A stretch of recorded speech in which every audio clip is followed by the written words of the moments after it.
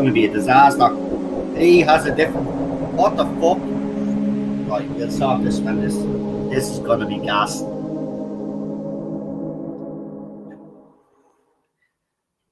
Hello, everybody. Welcome to the Tartar Zone's cracking time. This is the movie Zone. This is the movie Alien. Already, there's a little bit of confusion because I had Jack texting me on Twitter asking me which version I'm watching. It looks like now Lee's got a different version, right? So to settle this, the version that you're looking for is 117 minutes long. 117 minutes, it says here. 117 minutes is the version that I have, and it's the only version that I have. So if that's the one, so that must be the one with the extra footage in it, which would mean it's the director's cut or something. So that's the version I am watching. It's 117 minutes. Now, we'll get started now in a minute. I have it ready to go. So what we'll do is I'll put the link in the chat here now for people that are joining me tonight. And as you can see, Jack, I wasn't able to use your posters the way I wanted them. As you can see there, the avatar there is one of the pictures that you drew of me there. So there I am in the middle. You can just see Ted and the xenomorph there. But that's the only way I could put it. And then I have the other one that you created up on the corner there as the logo. So that's the only way I could do it, unfortunately. I was actually sick because they wouldn't fit correctly for me. And I wanted to use one of them as the back screen, but I couldn't. But I got a chance to use them this way. So I hope you like what I've done with them. And I have to say thank you. Very well done. Some great little posters. So I'll put this link in the chat anyway. And if Jack wants me to share those pictures, I'll share them on Twitter later on and show people on Twitter if you would like to see them. So there you go. There's the link. Whoever's coming in to join us for the movie stream tonight, please start adding yourselves there and we'll get this show on the road. I'm just going to send out a few more tweets and see if there's because I think Alpha Omega wanted to join us, so I'm just seeing.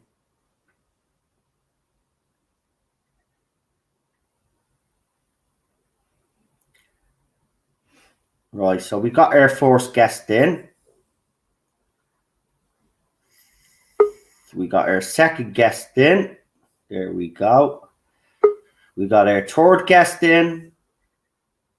And we're just waiting on, there he is. Right, brilliant. We got a full panel tonight for you. We've got a great panel for you guys tonight. And we've got a special guest, the artist that created some of this work for us. We'll bring him on now in just a second. But in the order that they've all popped in, let's start off with our first guest.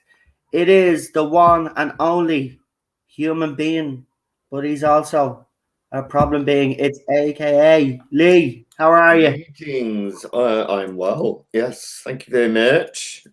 Right, so the version you are all looking for is the 117-minute version. Yeah. Do you have a link to that version? Because I've only got that one version. It's in that site that I gave you the last time. Do you remember? I'll write it in the. You've got the link there. Oh, I'm watching it on my PlayStation. Oh, for goodness sake! Here. Look. There's the site there. Google that. Right. Actually, all of you that are on the panel, use that site there.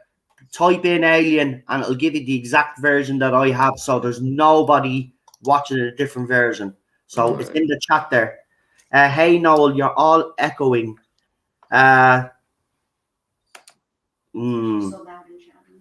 it's nothing about being loud and shouty. YouTube has been doing this because if you actually watch me trailers, you will notice that there's an echo and it's repeating it 1 second. It's like repeating itself on a loop. There's something happening with YouTube. I mean, the intros are not working properly. So it's not me. Okay.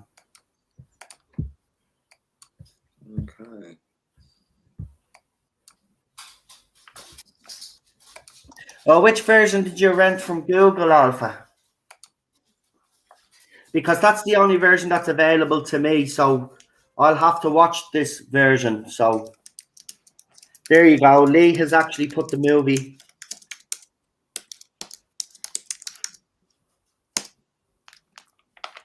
From now on, Alf, if you're joining the movie streams, don't Google and rent a movie. Use that site there. Trust me, they're all high quality HD.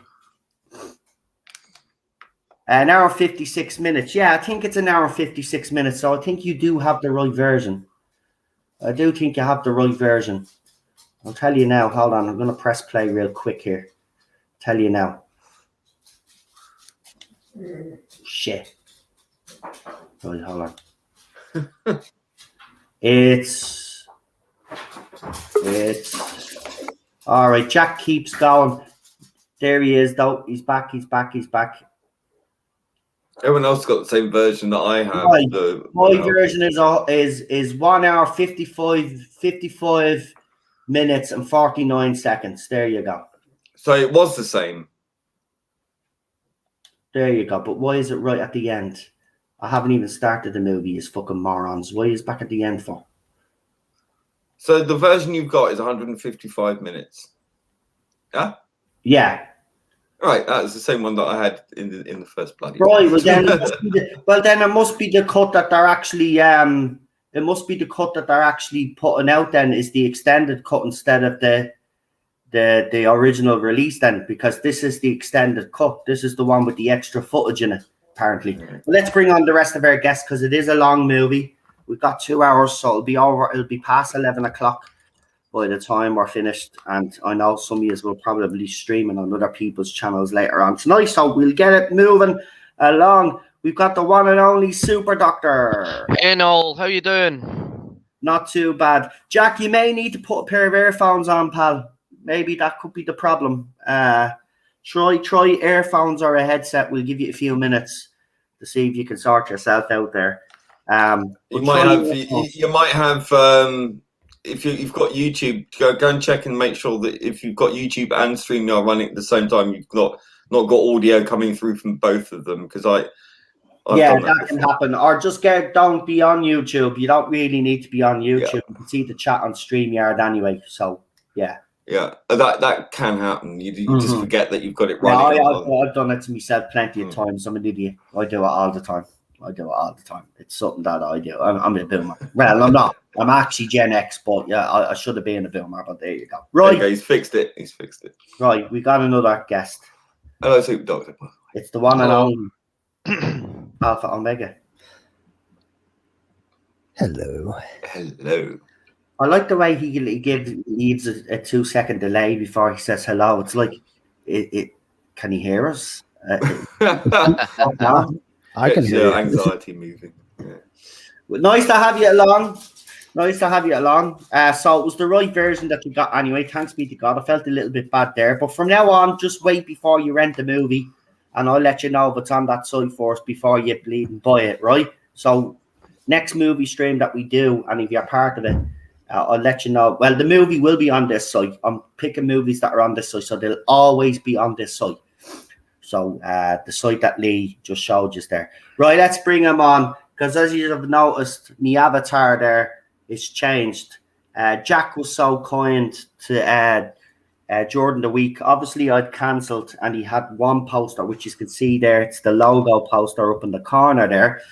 He had that original poster done for me, and then when I cancelled, he said that was great because it gave him time to fix it. So he said, because he didn't like the way it turned out himself. I thought it was brilliant.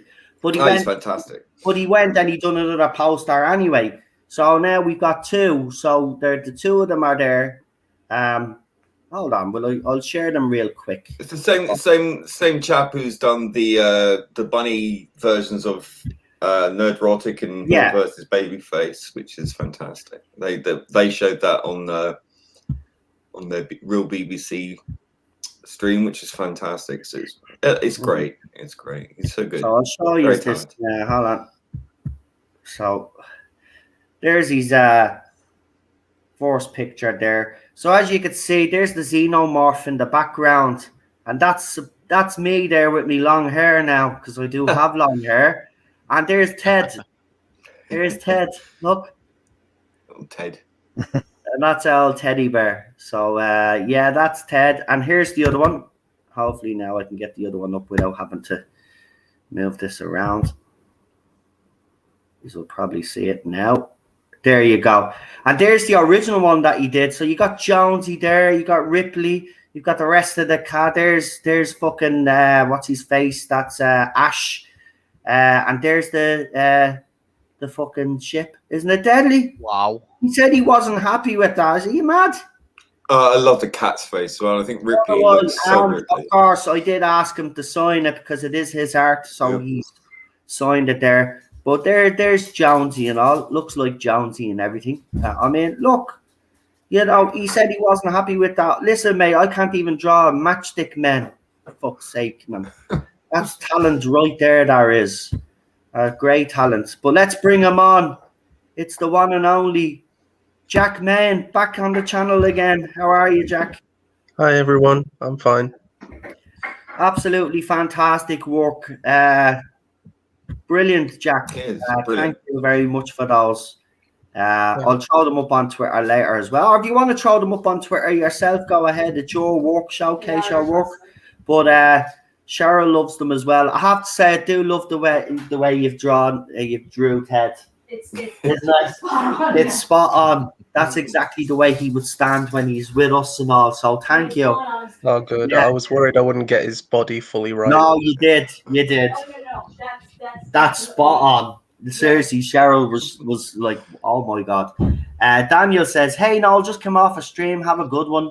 Just a quick hello. Need to rest. Have a good stream. No problem, Ledge. Well, sit back and relax and listen to us talk about this epic sci-fi horror movie. That's what I class it as, sci-fi horror. It's a cult classic. To me, someone actually put up a post there the other day and asked what was the greatest sci-fi horror of all time. And for me, it's this movie. Remember, this was a cult classic. Remember, this was also a B movie. There wasn't much of a budget for this movie like the second one got. Nobody believed when they were making this movie that it would become such a cult classic. Like a lot of the movies back then, if you think about even the Spielberg movies, they never thought like the likes of Jaws and stuff like that would become as popular as they did. But movies like this did.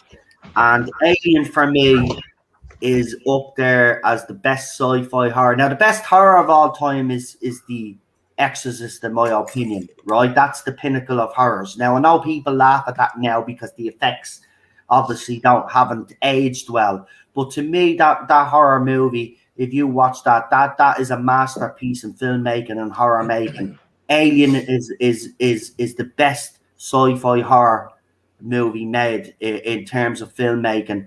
I mean that the extended cut, right? The scene at the very start is extended, so you get more of that, right? And you get more of the mood and more of the music, and it sets it up quite fucking nice. This movie is a masterpiece. Seriously, I can give you my score right now, right? Because it's not going to change, and it never has changed. It's a 10 out of 10. If I could give it more, I'd give it more. This is a 10 plus film. This is just the cast, absolutely brilliant. Absolutely brilliant. Every single one of them. And of course, we do have a little Doctor Who connection. The great John Hurt is obviously in this and is the first victim of the alien. So, yeah. So, are we ready to get this show on the road, folks? Right. Is everybody in the chat that is watching this movie with us tonight? And by the way, if there's anybody on Facebook, because I have put this in a few Facebook groups, if there is anybody on Facebook that does want to join us, get your copy of Alien ready. Whether if you have it, it's the hour, so it's the extended version. If you do have the extended version, we're about to start now, any second. So what we'll do is we'll get everybody in the chat as usual to press 1 if you are ready to go, and then we'll get one of you guys in the chat to do the countdown, and we will get going. But guys, just briefly now, not just very briefly, this movie. Where do you think this movie ranks in greatest movies of all time, Lee? Well, yeah, it's undoubtedly an absolute classic. It hasn't dated at all. Really, No. it's timeless. Mm. And I think that's testament to very good, grounded science fiction writing. The dialogue in this is superb as well, because a lot of it is unscripted as well. So it's actually it's very naturalistic. You've got a great protagonist who is fundamentally a great, interesting character, who really comes into her own. None of this kind of modern day sensibility where you have to admonish the male roles to elevate the female character. She stands on her own terms, and she carries the film. She carries it through, and she's incredibly feminine, incredibly powerful in terms of her inner strength, her character. Her vulnerability becomes her strength, as you see throughout the movie. She turns it around. And I think that's even more so in the sequel. But in this, I think it's a great cast. It's a tour de force of casting.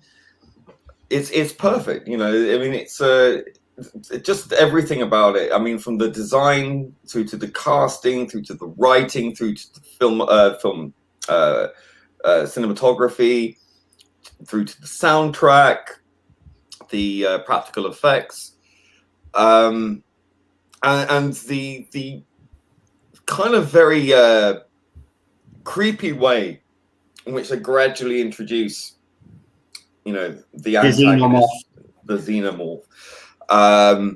Which is probably one of the greatest villains, let's be honest, of all time. It is very alien. And I think this was the very first time, actually. I think the very first time we actually saw an alien that was not incredibly alien. No, it wasn't very alien. It was so. It wasn't like the 1950s the aliens that were used movies. in drawings and cartoons. This was like a different kind of design of it. You're right. This was Very something different completely. Which is the genius of Geiger, It's brilliant, I have to say. If the xenomorph design is brilliant. And I know in Terminator 2, not Terminator 2, see James Cameron, because he popped into my head because he did the second one. But they redesigned the xenomorph in Aliens, obviously. But brilliant, man. I mean, that whole design, whoever came up with that concept for that was genius. Geiger. So, not a lot of people know there's actually a skull inside the dome. Yeah. Yeah, he used a real human skull, apparently. Yeah, if you look at the original designs. Because I used to have a book on Geiger, a massive book. Yeah. And had all these sort of original design concepts. And a lot of the artwork he's done over the years, including album covers for Blondie and so on and so forth. So you've got like a huge body of work. It's quite sexualized image. He's quite a strange man. Yeah. And if you actually see his gravestone, it's very Geiger-esque as well. But it's so organic. And that's where the alien thing comes. It's this kind of organic technology, and I think it's the first time we've ever seen anything like that. In biomechanical. Yeah, biomechanical. Yeah, precisely. Yeah. And very ergonomic, and it's very. He uses a lot of very sexualized imagery. And that sort of the eggs. Shapes. If you look at the mouth opening of the face hugger is very sexual. That's not by accident, right? They actually had to tone it down because it was too sexualized. So yeah, and then when they brought out the latest Alien movie, then what they actually tried to do in the shower scene was kind of make it a sexualized scene, and they actually didn't understand what your man was actually trying to do. They misinterpreted it. So when you seen that scene, it came across as quite cringy. If anybody has seen the new Alien movie, when that trailer actually came out, and when they showed that shower scene, I remember my little brother at the time saying, "This movie is gonna bomb," and I was like, "What? Why do you say that?" He says, "The tone is all wrong." And then when that movie came out, right, Prometheus wasn't bad. People give Prometheus stick, but Prometheus tried to do something different. But when he brought out that the Covenant, or David's Covenant, as we call it, you know, he complete, and this is Ridley Scott, so you think he would understand the tone of the thing that he originally written, but obviously he didn't. And there wasn't people there to stop him. He went crazy. He tried to make it all religious. Well, human creates android creates alien, you know, and all of that's rubbish. So yeah, I wasn't a fan. No. Those movies. But listen, we have to really start. So does anybody else guys want to add on before we start?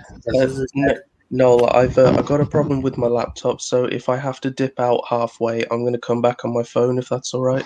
No problem. So if I disappear, don't worry, I'll message you and just invite me back if that's okay. No problem. That's absolutely. Just copy the link onto your email or something. That you can just copy and paste it. Right, let's get this show on the road because we have a few ones in the chat. So who would like the honors of doing the countdown? I think you should go to Jack. Right, Jack, if you want to count down from 5 to 1 and then say whatever, press play or go or whatever, it's up to yourself. Right, so go for it. Right. In Noel's comments section, no one can hear you scream. So here we go. We're starting in 5, 4, 3, 2, 1.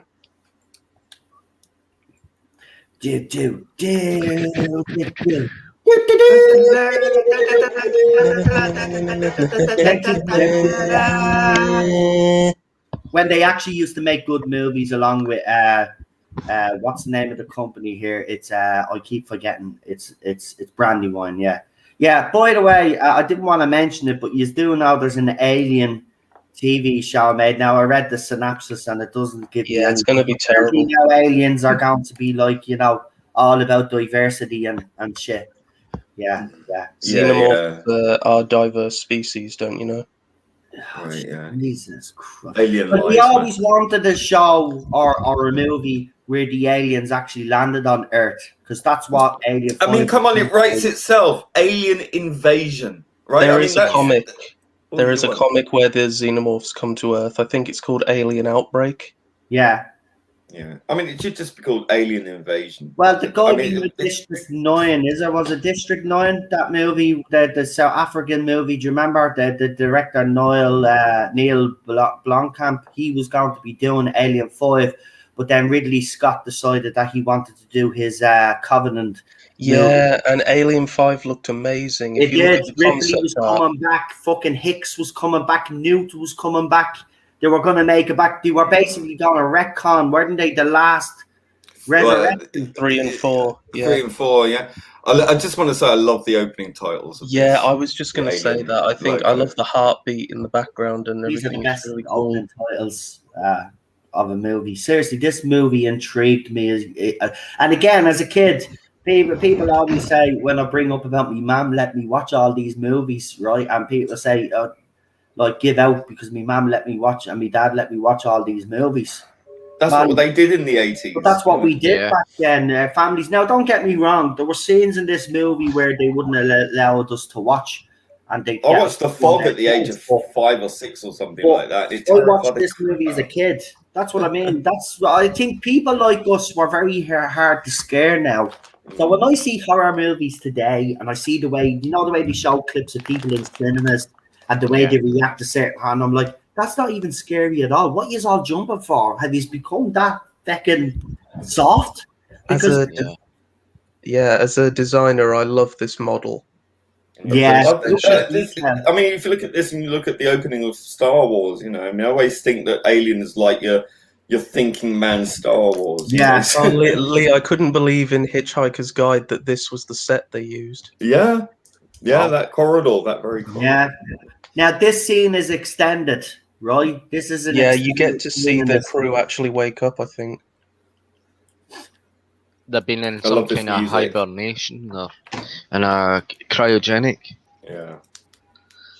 See, Alien Covenant just ripped this film off.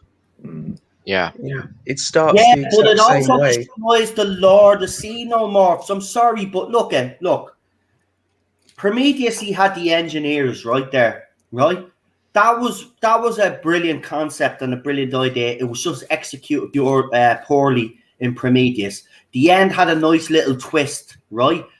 But the thing about it is that he should have continued down the engineer route, right? But what happened is that fans were given out because there wasn't enough of the xenomorph. So he overcompensated and came up with this new story. But unfortunately, what he has done now, right? In the first one, the alien's a mystery. Even in the second one, aliens, it's still a mystery. Yet they find that ship on that planet, right? Which in Prometheus they kind of fucking and in Covenant they get it wrong, right? They even get the planet Feka wrong, and then he really tries to explain it in some stupid way. What he did was he basically took the mystery of the alien itself, the xenomorph, and he exposed it. It's like what Chibnall's doing with Doctor Who. You cannot do that. It's like when Darth Vader, right? The reason why I don't like the prequel trilogies is because by the end, we get to see the reveal of Darth Vader. That to me ruined it. I don't want to know how he was created. I don't care really, to be quite honest with you. Darth Vader was mysterious. We knew he was Luke's father. We had enough details. Wait, he was what? These movies, they wanted to explain everything. They wanted to give us every little detail. And fans the alien wasn't even called the xenomorph yet. They just called it the big chap. Yeah. But that's my point. You don't reveal too much about them. You don't because it ruins it now. Well, it's like Doctor Who. You remove the mystery. You remove the menace. You want to talk about diversity? Look at this cast. Yeah, exactly. And it's not even addressed, and that's how it should be. It should just be as natural as fuck. It's set in the future. No one's talking about this shit anymore. Exactly. It's done. You've got two powerful women. You've got a black man in the cast, right? This was the 70s, by the way. So he's my favorite character. Parker.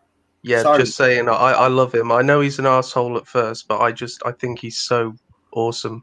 Don't know why. Well, I knew there was something up about Ash when I watched this as a kid. It was even said he's dodgy. He's dodgy. Yeah, because if you look, he's the only one who doesn't seem distressed about the chestburster. The way he looks at him.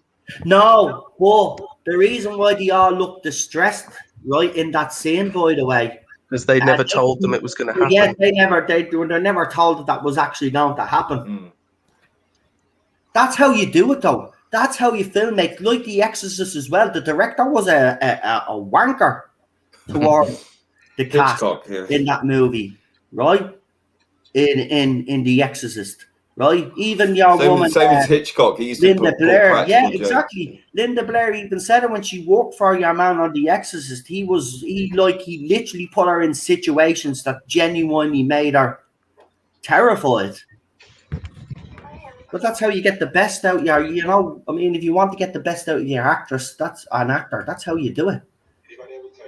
Frighten the shit out of them.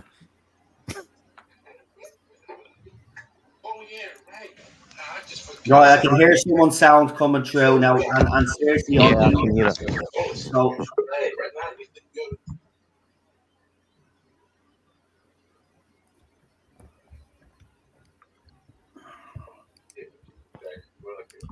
no, I can still hear. I can still hear something. Come on, because it's going to be, seriously, man, it'll be limited straight away. Who is it? Right, I'm going to go on mute.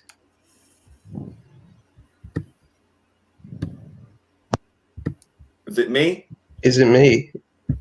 I don't know who it is, but someone's it's not me, I've just arrived. Hey, I'm in mute. Hello. Yeah, so I'm late to the party. do you need a timestamp, pal? We've only started, so I can give you a timestamp if you need one. Yeah, which director's cut are we? Yep. Yeah. Shut up, Ridley. I don't care. Sorry, I'm on that scene. You ruined Alien as well. You ruined Alien as well.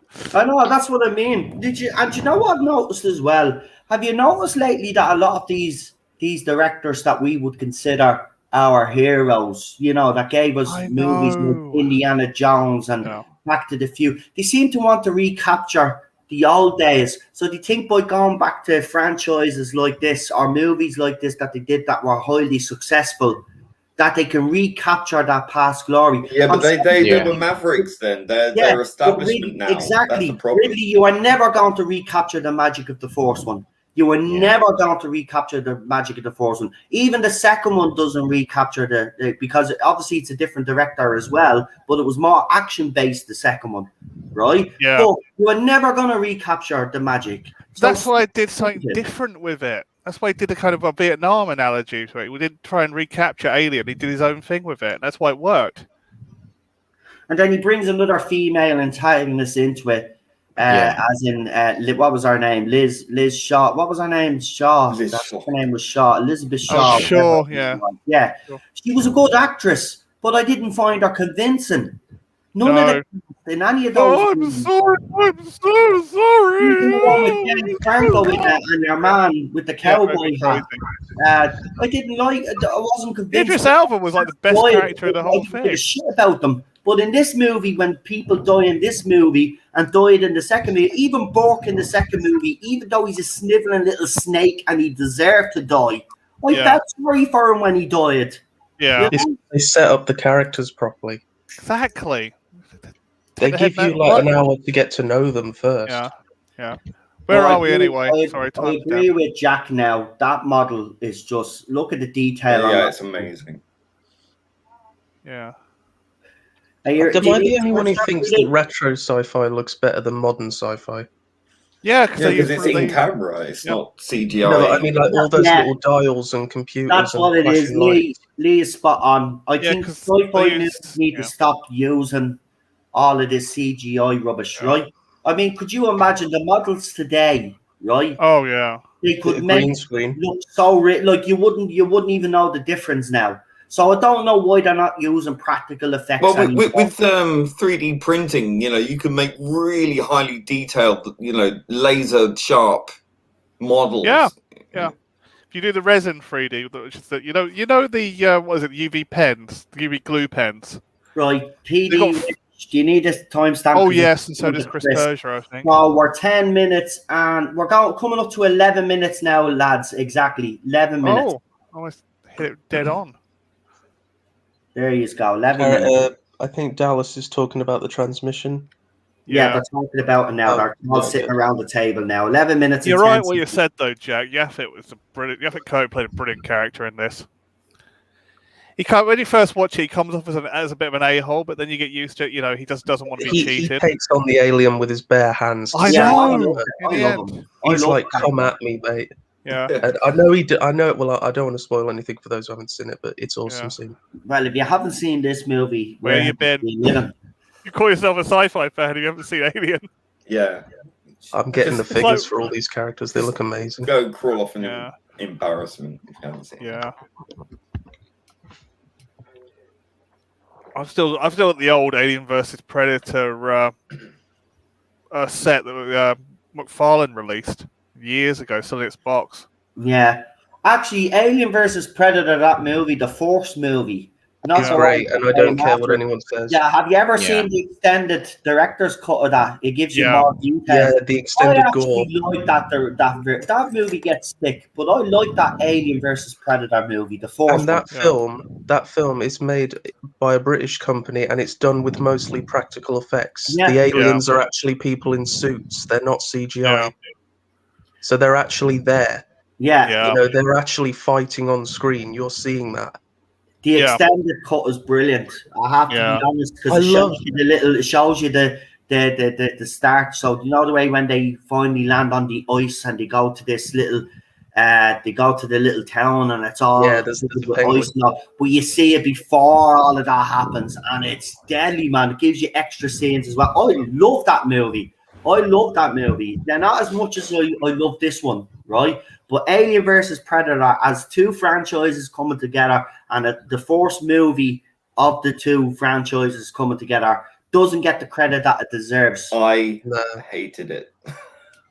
Lee, I actually, for some weird reason, preferred Requiem, but Dear, all right. Well, I don't like the actors in Requiem. I mean, I suppose I would like Requiem if I could actually see what was going on. Oh, that was a big problem with it. Yeah, I know those movies are just ridiculous. That was during a time when Hollywood was color grading everything in DaVinci Resolve. But come on, Wolf is awesome. He's the best Predator ever. Yeah. I just want Aliens 5. Just give us Alien 5. Oh, the Blomkamp. It won't happen. Yeah. I want the Blomkamp version. Ridley Scott's put the dampers on it. Sigourney Weaver has said that she's up for it. You know, I got a picture. But their attitude is that her story's done, right? And I think it didn't get the ending that they're all about female empowerment. You think they bring her back? Weaver regrets. Sigourney regrets Aliens 3, and she regrets Resurrection. She only came back to Resurrection because obviously at the time she wasn't really working. There was money there. She got a bit of creative control, and you know, she got a hand in the creation of the movie. But she was never happy with 3 and 4. She always said it. And this fifth movie was going to actually end her story the way her story should have ended, back on Earth. They were going to say 3 and 4. There was some cryogenic malfunction. That's why they looked a bit older. And they were really bad dreams. Yeah, exactly. They were just going to retcon it, but do it in a simple way, but a way that really simple retcon. I just want to say that this. Go on, Jack. Dave Fincher's movie was fucking massacred by the studio. If you actually look at Dave Fincher's original Alien 3 movie, it was actually brilliant, but the studio... Yeah, they brutalized it. Jack, you wanted to say something? I just want to say that the scene on screen now where the ship is above the planet, if you're going to tell me that looks bad for 1979... Yeah, that's... has that been upgraded? Has it been, changed? Yeah, they've upgraded it, They've repaired the star field, but that's it. But that still looks phenomenal. I know. Yeah. This is why I prefer practical shots. I think it's one of the reasons Right, so I'll check now. Right. Do. I love music. Also the music is amazing. Jerry Goldsmith's music is brilliant to this. Gorgeous soundtrack. I'm going to say I always preferred Aliens until I last watched this film, and then I fell in love with it, and it's just the best film of... Oh, and is an Alien Isolation the best sequel to it as well? Right. I can't. I'm just terrible at the game. I can't play it. Right. So the budget for this movie, now think about it, how much the budgets are for movies nowadays, right? And listen to this. So the budget for this movie was $11 million. Wow. Right? Back then that was a lot. Office, couldn't film an advert for that now. In the box office, it made $106 million. $106 million. And it was released October 12th, 1979 in Ireland. Yeah. So I was born in June that year. So I was only a few months old. Well, your mum and dad could have took you to see it. Now, the budget for Aliens was $18.5 million. The budget for Alien 3 was $50 million. And the budget for Prometheus was $130 million. The budget for Alien vs. Predator was $70 million. Alien Resurrection, $70 million. But this is what I mean. It's like Doctor Who Series 1 of New Who is my favourite, and it's the lowest budget. It's almost like less money encourages people to actually write more good creativity, things. Yeah. They're forced to, Jack. That's why. They're forced to. And I think, they don't need to be spending all those big budgets, to be quite honest with you, but they want to make life as easy for actors and actresses and for themselves, in fairness. I think people would agree with me here. I think since the age of special effects improving, I think filmmakers have gotten lazy. I think it's been a gradual thing over 40 years, to be quite honest late with you. 90s. What happened in the late 90s? You could go late 90s, late 80s, early 90s, maybe. That's when the effects started. I think the last film I saw I really loved the special effects was Armageddon. Yes. Because they mixed them. They mixed it. And the special effects, the guy who tried special effects. That's one of the most was driven crazy on that one by it's Michael Bay. Brilliant. It's brilliant. If you don't like Armageddon, there's something wrong with you. I do prefer Deep Impact, but because I like the human story that they tell in that one. But who isn't a fan of Armageddon? Someone actually put up a tweet saying Bruce Willis is very underrated, right? And I was like, that's not true. I was kind of like, I said, I think Lee even responded as well. I was like, when I was growing up, Bruce Willis was a megastar. Yeah, same with him. Yeah. Megastar. He might be underrated now. Maybe he is, but apparently a couple of his latest movies have gone straight to DVD. And it's the same with Nicolas Cage, I've noticed, which is very fucking sad. Now, I know there's not a huge amount of fans of Nicolas Cage, but I love these movies that he was in. I like the whole Nicolas Cage personality. I know it annoys people, but I love him. I love Nicolas Cage. And I might get hate for this, but I actually like the first Ghost Rider. Oh. Yeah. Okay. Well, you're forgiven. You're forgiven because I like Love and Monsters of Doctor Who, and that's one of the most hated episodes of Doctor Who. So there you go. I like Spider-Man 3, and everyone hates that. Yeah. I think the best Spider-Man movie for me, though, and I probably get stick for this, was Tobey Maguire's first movie. Yeah. I think out of all of them, even The Amazing Spider-Man, and I love that movie, and I love Andrew Garfield as Spider-Man, and I did have more of an attachment to that movie, to be quite honest with you. I really did. But looking at the Spider-Man movie with Tobey Maguire recently, and then watching The Amazing Spider-Man, because I watched them back to back one night to see which version I thought was better. And I have to be honest, I thought the Tobey Maguire one was a lot better. Yeah. Andrew Garfield's the better Spider-Man, but Tobey Maguire's the better Peter Parker. Yeah. And Tom get a timestamp. Oh, another timestamp. All right. Is everybody 21 minutes in? Yeah, 21 now. Yeah, I'm on 20:51, but it's coming up to 21 minutes. Yeah. What happened? Is everybody's pausing? Yeah, because I'm going for This Blu-ray. is why I've got a DVD. Yeah, I'm going for I Blu-ray. don't have a DVD drive on my computer, so that's upstairs. So. I love these spacesuits. They're my favorite spacesuits in all of sci-fi. Yeah. Oh, by the way, just to let you know, though, one thing that did piss me off, though, was the fact that the directors of these two movies, Alien and Aliens, have both come out and apologized for the scenes where Sigourney Weaver is in her underwear. It's part of the film. Even though she had to take her clothes off because she's going into cryosleep. Yeah, but everybody's apologizing. But she wanted to do it naked. Oh, see this scene? See this scene here? Yeah. They're actually children in the spacesuits to make the set look bigger. Oh. Yeah, it's true. They are Ridley Scott's children. Yeah. They're Ridley Scott's kids? I think, is it Ridley Scott's kids or Dan O'Bannon's? Dan O'Bannon. So I think it's a collection of Scott's and O'Bannon's kids. Yeah, they made mini spacesuits for them. They're in mini spacesuits to make. I got some pictures of the laser gun. Wow! So yeah, that scene version where she's in her underwear. She wanted to do it completely naked, but they said no. Yeah, but then the alien would have crawled out then and there. Yeah, because she thought it would be more sexual with the alien if she was naked. Well, you see, this is the thing, right? Sigourney Weaver didn't mind doing that. She was actually Yeah. willing to go further. No, This is what happened to if women's an choice? actress came out nowadays and said that she was forced to do a certain scene that she didn't want to do, I would say, right, fair enough, we have to have a discussion.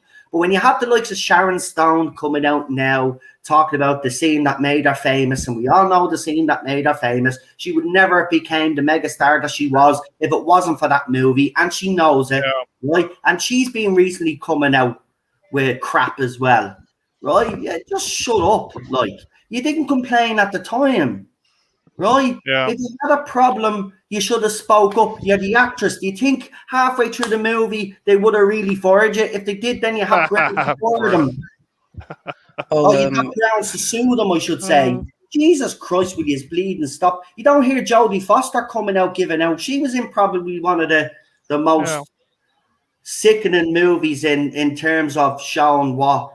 I don't know what the hell's happened to Hollywood. In that movie where, what was the movie called?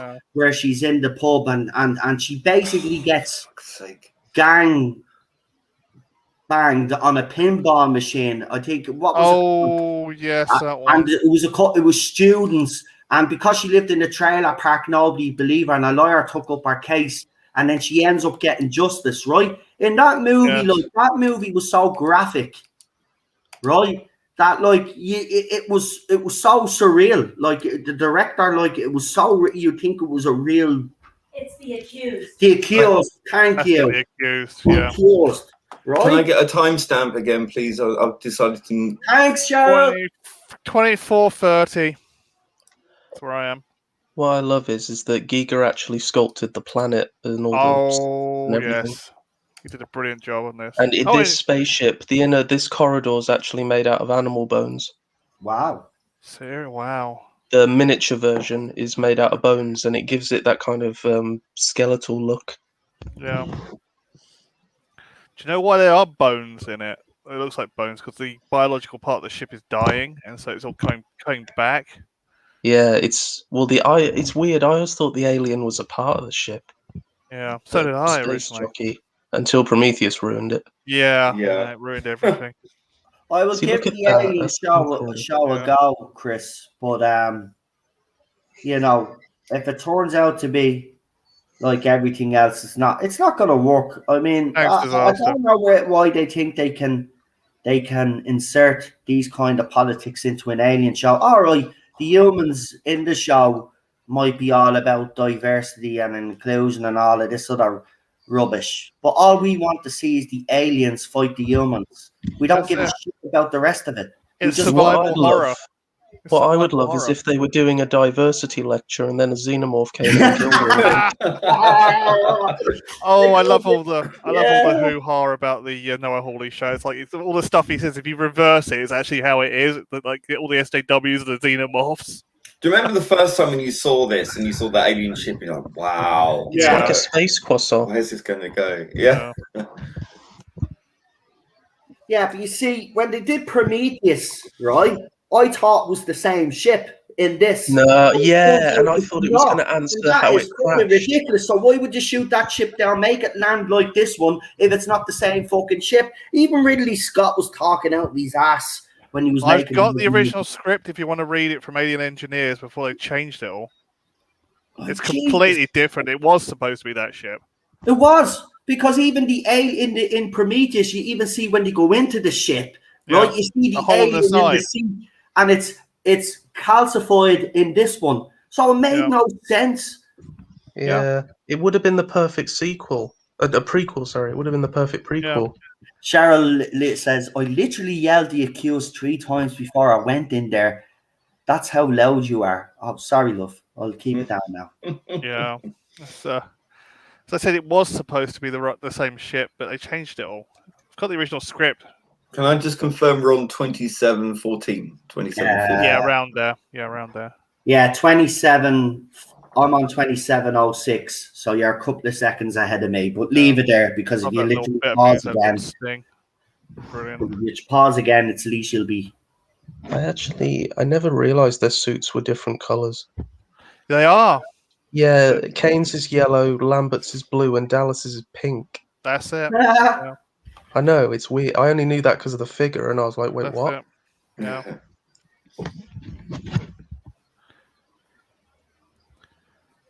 Ripley's at the end is white, completely white. Ripley. See, look at the shape of the Again, I actual. only watch the extended cut of Aliens now. I don't watch the original release now. No point. I only watch the extended cuts of all Even the James movies. Cameron says there's no point watching the original theatrical release now. No. Says watch my full version. Sure, that's what they do now when they reissue them and they put them back out on DVD and Blu-ray. It's always the director's cut now. Yeah. Because, you know, and myself and Cheryl were actually having a conversation off her. It was like, because back in the day, you know, movies lengths were around an hour and a half, an hour and 45 minutes. Now we're literally watching movies that are 3.5 hours long now. So all of these cult classics that we love and stuff that was put on the cutting room floor is now being, you know, put back in the movie. And the movie, it makes the movie... look, even Independence Day with those extra scenes that we were watching, that made that movie so much better. Why? Remastered, you watched the remastered version. Yeah. Why studios, even though they want to keep it at a certain time, why they would do something like that? Because it made that Independence Day movie even better, I thought. If I had seen that version originally, I would have been like, wow, that's up there as one of, you know, it's up there as a great sci-fi movie. And they updated the effects and all on the yeah, remastered the whole thing. It looked so much better, man. I was blown away watching that. Go back and listen. This shot. Yeah, that's what I mean. This is why Prometheus made no sense, because it's literally just seeing in Prometheus. As a kid, it's weird. It's almost like his rib cage is attached to his nose. Yes. Yeah. This scared. Also, am I the only one who thinks the giant gun looks like a Predator shoulder cannon? A little bit. It does actually, yeah. No, you're actually in the comics, Predators actually fight engineers. Yeah. Guys, I'm going to try and fix my laptop, so I'm going to mute for a bit, but I'm still watching. Okay. Right, no problem, Jack. So I'll see you guys in a bit. Yeah. See, it's fossilized, right? Yeah. So, I mean, Ridley had it's his movie. See, that's what I can't understand. It's his movie, and how did he not go back and look at his own source material? I know. He wanted it changed. He got with Damon Lindelof and wanted to do Mystery Box Theatre, and it just turned into a mess. Yeah, he ruined it. And he turned around and said, "Oh, the studio interfered." But if you actually do your research, it's not the studio; it's him. Yeah, it was him. It was him. Sure, there was people. There's a fella on YouTube. I don't know who he is. I forget his name, but he's a huge Alien fan, and he breaks down all of these movies, and even the movie that we should have got. And he talks about Ridley Scott, and he talks about the stuff that he changed. Yeah. The original movies were completely different, but he started interfering, wanted them to be this way and that way. Yeah, I think I watched Croft movie reviews and went into all the little details of how they changed everything. It was really good. Recommend giving him a watch. Yeah, Croft talks about movies. That scared the shit out of me as a kid. That scene. Yeah. And this is when I started to know that Ash was a bit fucking dodgy. Yeah.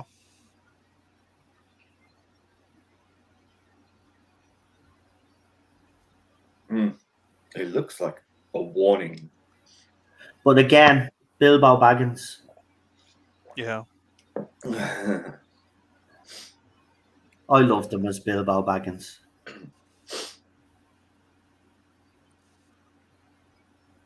I love Lord of the Rings, actually. The Hobbit trilogy was a bit of a letdown, but I still overall wasn't a bad franchise. You know, I think Peter Jackson's mistake was with the Hobbit movies was that he should have made it a single film. I mean, it didn't need a trilogy. It didn't actually need a trilogy. Sure, didn't he break the first two movies up, and that's when fans were giving out? He should never have done that. He should have done the first movie. Maybe it was just filled with filler because it wasn't enough for 3 films. Yeah, it wasn't really enough for 2 films. Do another trilogy, you see, because probably the studio demanded it as well. Well, yeah, that's because after the success of Lord of the Rings trilogy, they thought, well, now we can do The Hobbit, but let's make it a trilogy instead. Which was a bad idea. Even 2 movies, Lee, would have sufficed. You didn't need the 3rd movie. You're right, a filler. It was filler. I went to see The Hobbit at the theatre when I was a kid, and it was filled within a couple of hours on stage. And why you couldn't just put that in a film, I don't know. One film was enough. That's it. Profit over sense. Yeah.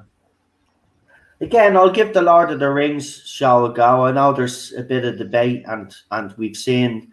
I've even been blocked by that official Lord of the Rings. Well, me too. No reason the only thing I said was they put critic. up a post and I says, well, if this is what you think Tolkien's work was all about, well, then you've got it wrong.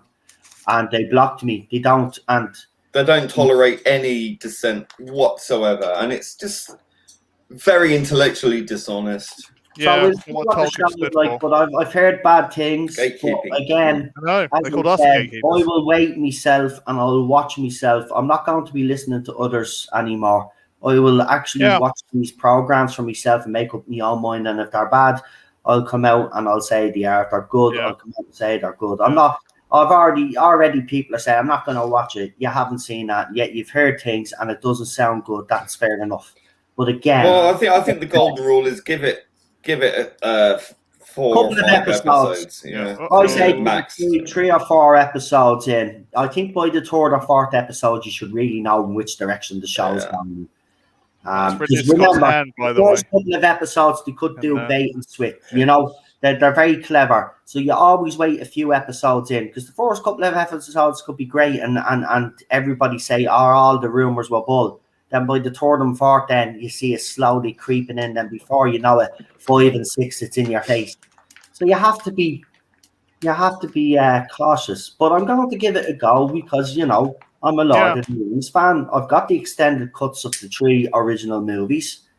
I have them on my old PlayStation 3. I haven't gotten rid of my PlayStation 3 because those movies are on it. As I said, The Hobbit, when The Hobbit came out, I was disappointed with the 2nd and the 3rd one, but I did love the 1st one. Here we go. This is the best. This is one of the best scenes ever. Wow, the face hugger. I think that's one of the best scenes in it. I mean, it's the practical effects are they're still quite good in this. Still stand out. Yep. Imagine, lads. Free hugs, anybody? So how long have you been feeling alienated? Yeah. Free William Ducati face mask. Yeah.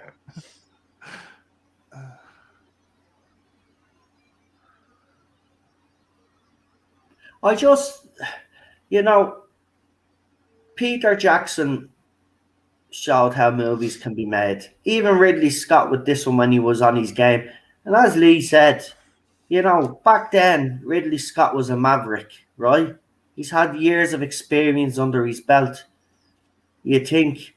But you see, the thing about it is, when he was making movies like this, he was literally fighting for his career. He was still trying to impress people.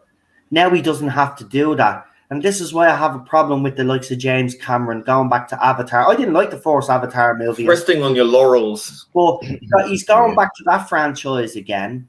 You got Ridley Scott coming back to this one. He did Blade Runner as well. Leave it out. You will never recapture the past glories, lads, because you aren't feeling under threat as you did back then. The next movie you make could be your last movie, sort of thing. Don't open that sack it. So here we go. This is where Ash shows his. Should be sending them to quarantine on deck 2. Ripley was right, though. Yep. Yeah, she was dead on. Oh, did you see that woke post about Ripley being right? It's completely awful. It's it was literally by someone who had never seen the film before in their life, but thinks they know what the film's all about, and it's hilarious. I'll send you a copy of it. I love when people get caught out like that.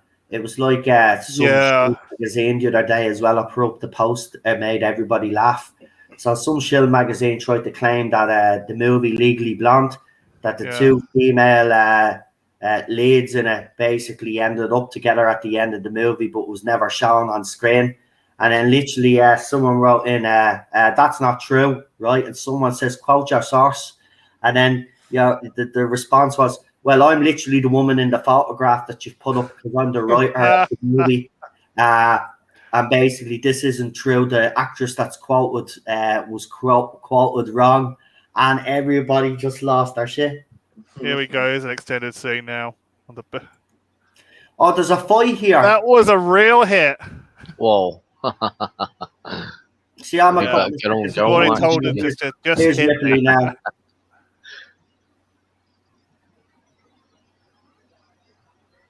Whoa. This scene shows that there's between Parker and Ripley. There's a bit of a bond. Mm. That Ripley is a bit blue collar. Yeah. You can tell that they're all scared and they don't know what's happening. Yeah. Apparently, And- that scene where she got clattered there in the original one, they took that out because they didn't want, because they thought it ruined the tone of this scene. I don't get where you are coming from with that. But go ahead. Someone was going to say something there. John. You can tell that they're all scared and they don't know what's happening because, I mean, they're worried in case he dies, and they don't really know that he's being impregnated. And this thing's growing inside him.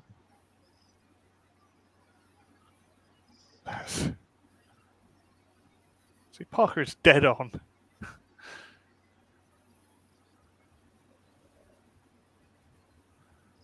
Exactly. Parker had it right. Freeze the fucker. Aye. Then none of this. Ash is like, then we wouldn't have the movie franchise, I suppose.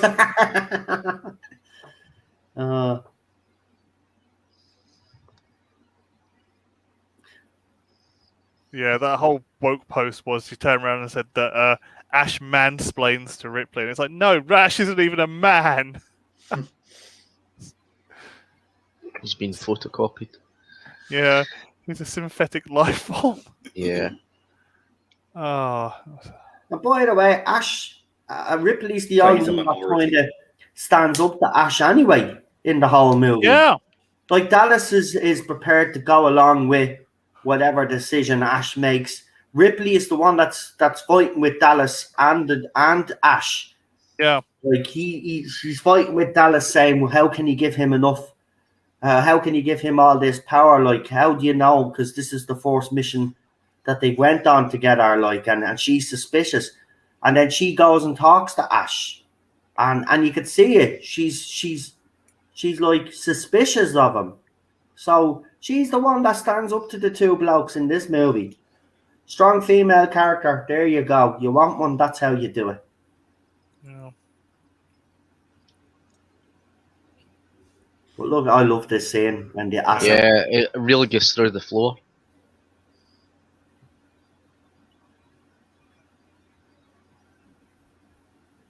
They used a polystyrene tile, didn't they? An acetone. Yeah.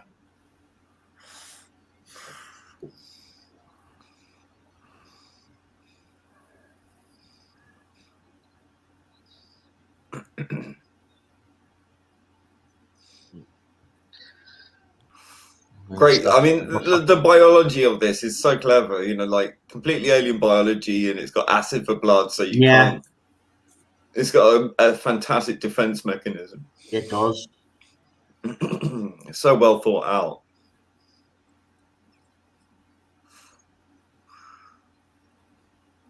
You don't want to stand underneath it, looking up, land in your eye. That's something you don't want.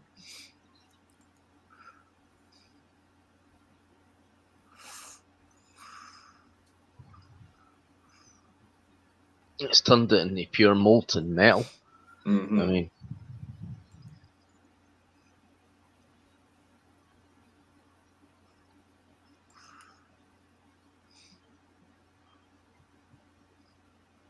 I mean, it's the perfect space station under siege. Mm-hmm. Yeah. Like clever, really. Yeah. Just. And acting is absolutely perfect.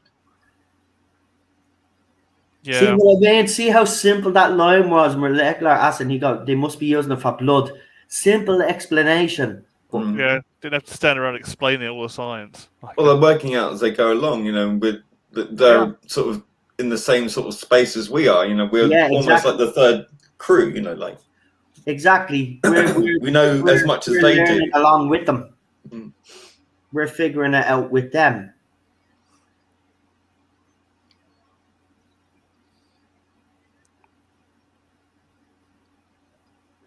Which is a good concept to a movie because it gets the audience to think. And that's what's really needed in movies today. It doesn't need to be glamorized to be CGI and all that, all the impressive stuff and all that to look impressive and that. I think with most of the films these days, it's just overdone. It's just that it ruins a proper plot. And Well, at some least of the this way you're films that don't have immersed. it. You're immersed. Yeah. You're with them. You're feeling the same anxiety, the same fears, the same emotional state. You're sharing in it. So basically, you're investing in the film, and I think that's what we can all agree on because that's how we get interested in these kind of films. I love this. It's the characters that carry you through it. Again, this is another extended scene, if I'm correct. Insane.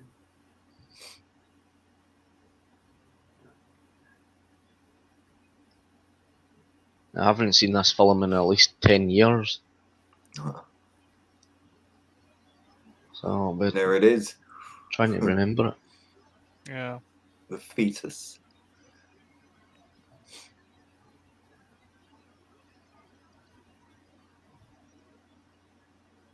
And it's like they're all under psychological attack because they don't even know what's really going on, or it's perfect.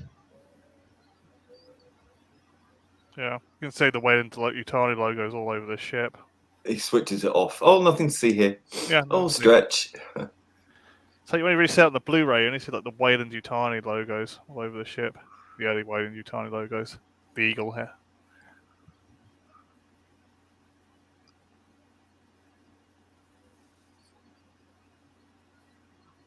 I like the Egyptian logo at the top of the screen. Yeah, that's the old Wayland Yutani logo.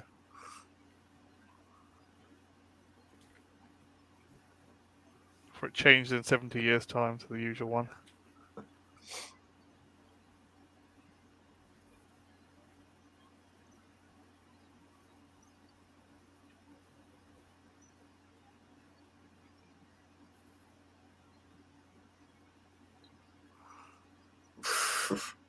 Yeah.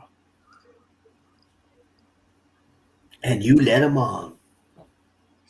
In.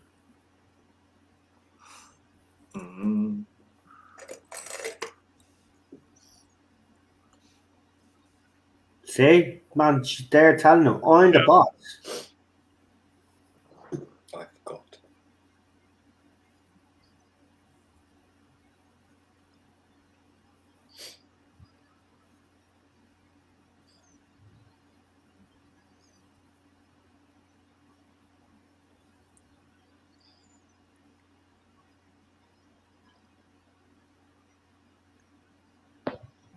No, she really doesn't trust him at this point. Yeah.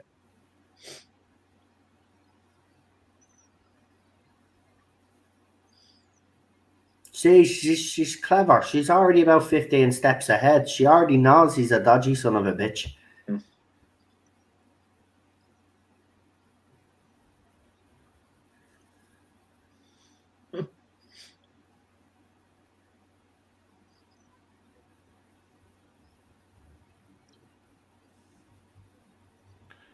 Jane, please. Nostromo actually had 2 shuttles.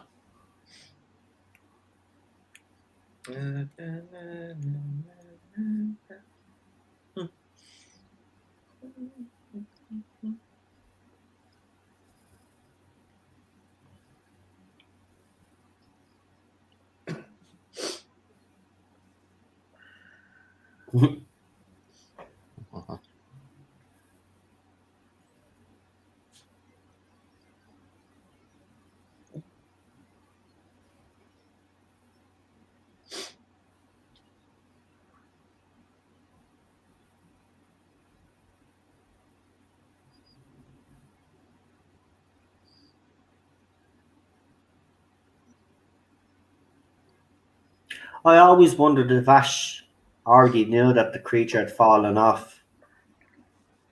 You know? Yeah. Possibly. Because where the fuck would he have been? You wouldn't have just left him on his own. I think at this point, probably Ash and the Whaling Corporation know pretty much exactly what they're dealing with. Yeah. Oh, yeah, sure. He was already sending secret communique to them anyway, wasn't he? Through a mother. Yeah.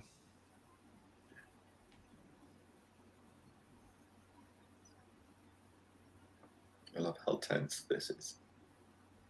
I know. And again, I think this is a slightly extended scene as well. Yeah. Now all we just need is the door to close behind them. But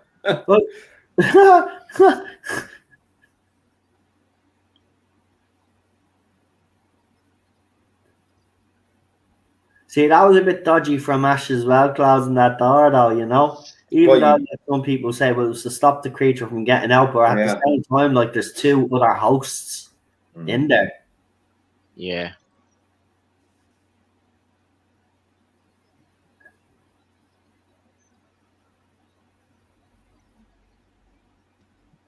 Hi, everyone. Hello. Hey, all fixed.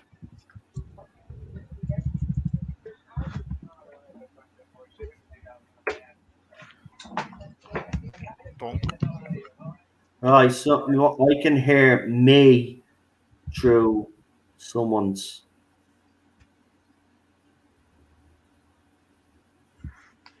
Oh, there it is. Thought that for a game of soldiers.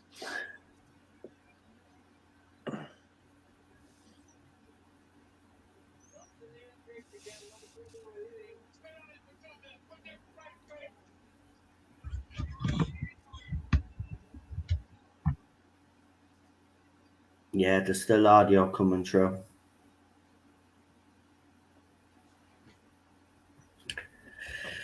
I'll have to check YouTube. No, it's not mine. I think it's probably already This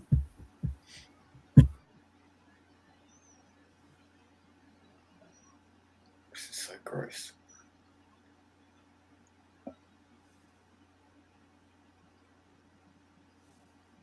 It must be made of chicken, you know. It must be kind of, you know. I think they would use kind of raw Who knows chicken. what's going to do with its dead? I love that line. Sorry. Carry on, Super John. I think they would have used raw chicken or something like that to kind of they make did do that tripe, chicken, all sorts of stuff to make it more realistic.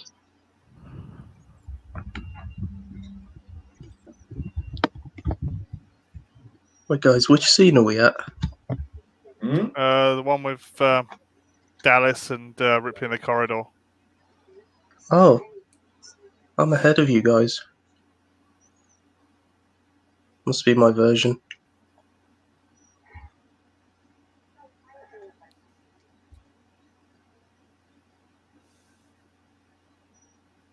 The slowness of the moving of the spaceships, the slowness in space, the slow moving, you know, it makes it more realistic.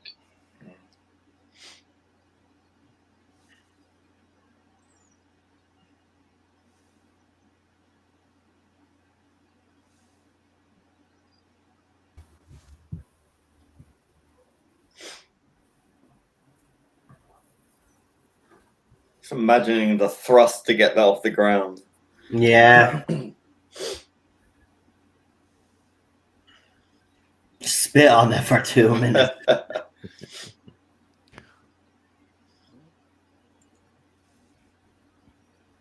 But again, that's exactly how engineers would talk to each other, or mechanics would talk to each other. They were, you know, and so you know that would be the way they talk. Nowadays, people would just be joking around. Yeah. I love how Not the sure camera about the shows fairy you like lights, every though. little detail. Yeah.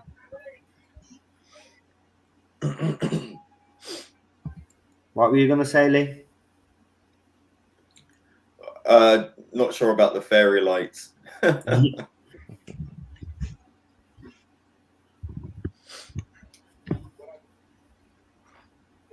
I'll let it pass.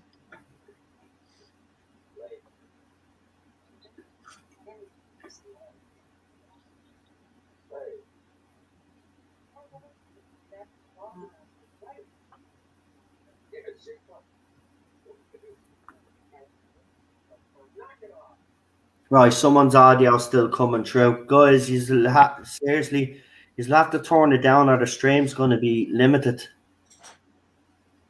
Well, it's not mine. It's not mine. Not mine.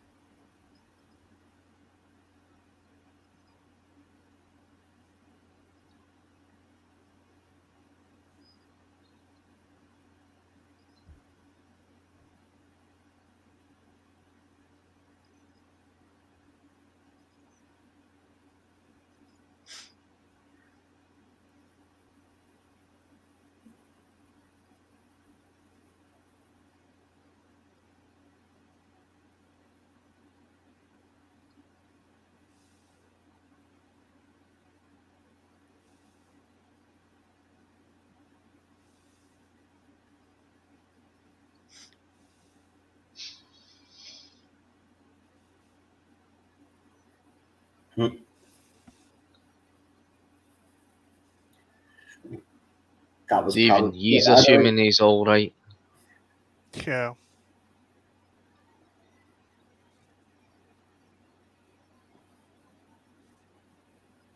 Yeah, this scene. Yeah. All unscripted, which I love. Yeah, I didn't know it was happening. Watch Sigourney Weaver actually falls over in this scene. But you see the way Ash looked at him, like he knows it's going to happen. Yeah. Yeah. Mm. And then they all start to panic.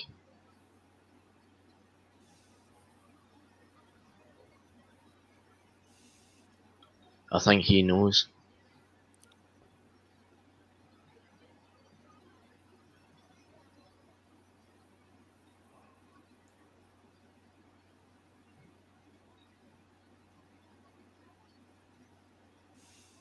I mean, this is a classic scene with the creature bursting out his stomach. Yeah. The crew walks in, everyone's got like sou'westers and their rain gear on, and they're wondering what the hell's going on. Yeah. So the cast and then the For crew. God's sake, man. Yeah. Seriously, man. Fuck off. What is he doing Doctor Who rumours for? He doesn't even do Doctor Who rumours, and now he's doing Doctor Who rumours. I swear to God, they're so... Hello, your Muslim uncle. How are you? I'm on 56, 53, director's version.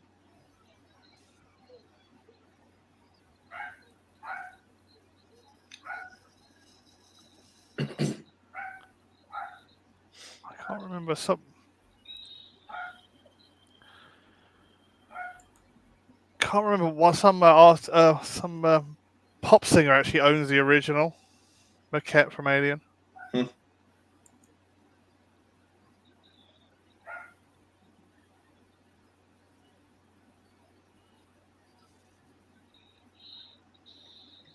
Yeah. I can't believe... I just can't... No. Yeah. They launch him into space. I have to actually do something here. Well, what about his family? Blood. What? And what about his family? You just chuck his body into space. Well, that's what happens Well, if that's what you're happens. in the Navy. Yeah, You put the body out to sea, same in space. Yeah. Sons of naval law.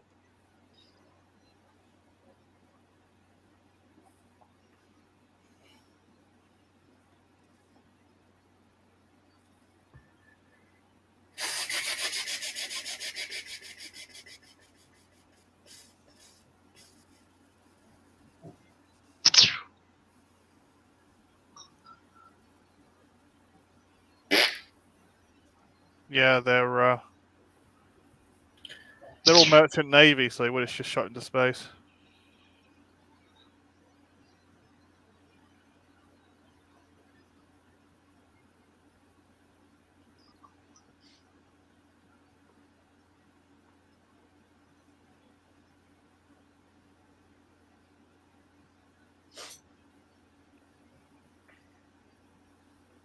So Red Dwarf got its ideas from.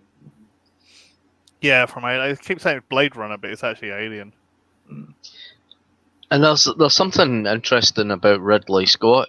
He used to work for the BBC at the same time Terry Nation was creating the Daleks, and it went on to Ray Cusick to design the Daleks, and Ridley Scott didn't get to. But imagine if Ridley Scott had designed the Daleks. Yeah.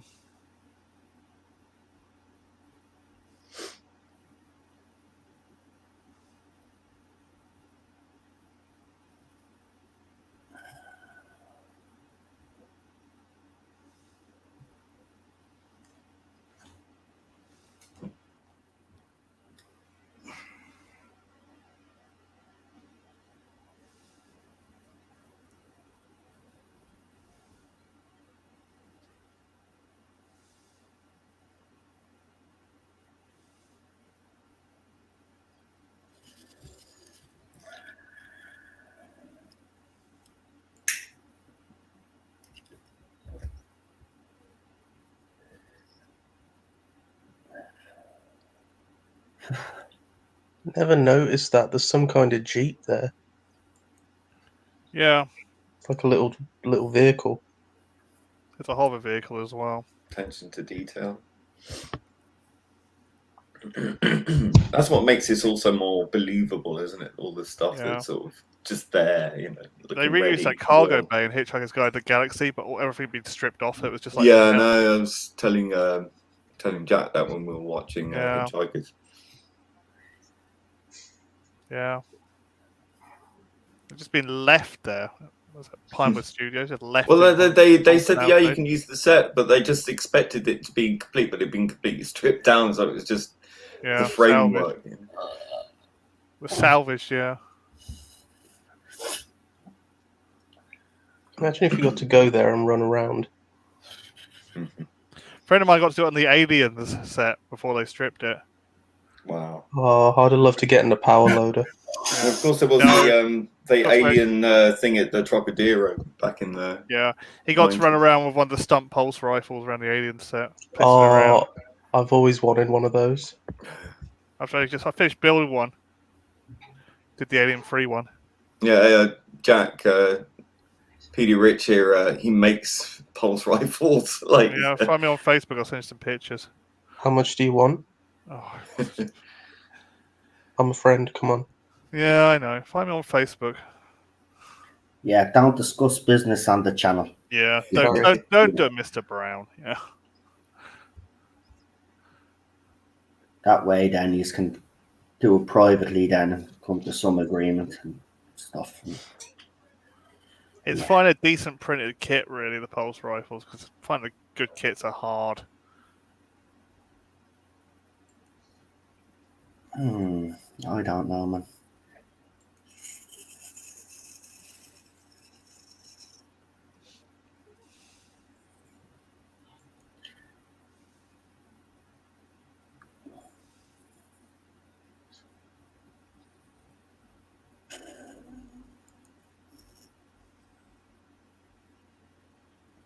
I love this scene. Yeah, this is the scene I've drawn for Noel. Yeah. Yeah.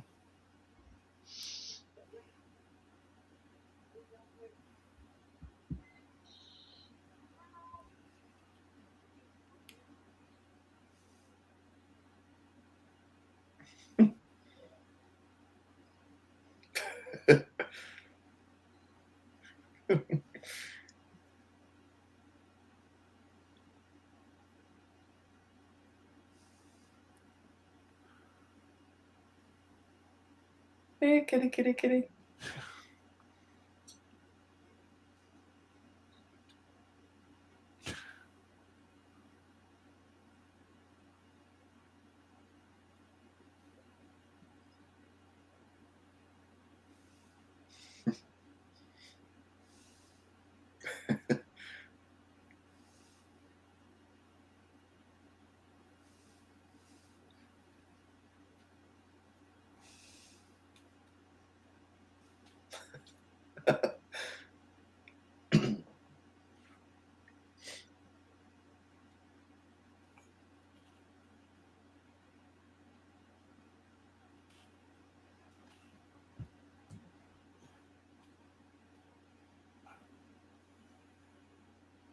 Yeah, the room Brett walks into is actually the front landing leg.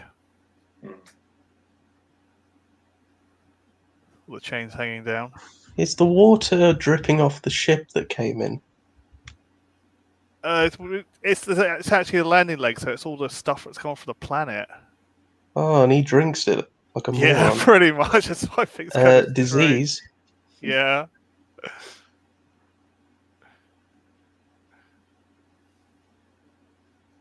Yeah, that goes through to the front landing well. I got the blueprints.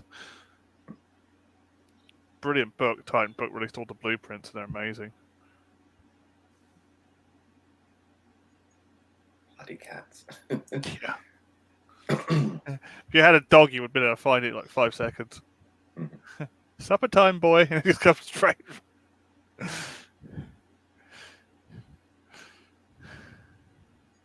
It's an impressive set. It's well constructed. It's amazing.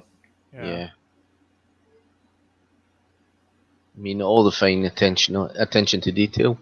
Yeah. But I love how all you can hear is the rattling of the chains. Yeah. Yeah. So I said that big weird thing is the bottom of the landing claw.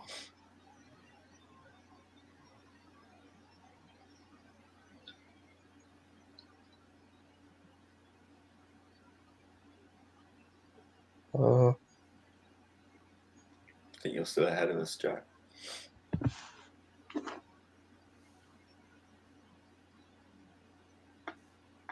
What's happening on your screen? Just shots of the Brett's chains. just entered the landing claw room. Yeah. Has he taken his hat off yet? No. No. Yes. No. Lee, stop. Kitty, kitty, kitty. Hey, Jonesy. Jonesy. Now he just took his hat off. Okay, and he's drinking infection. Yeah. Drinking all the crap from the surface of the planet, yeah. Makes sense. I never actually spotted the creature at first. He's hanging in the chains. Yeah, like a gymnast. Yeah.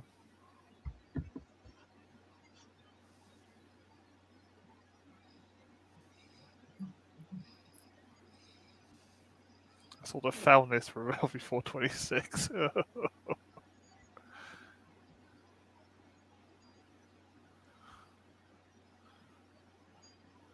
And the cat watching. Very sinister. Yeah. Oh, down comes. It's blood. Uh-oh.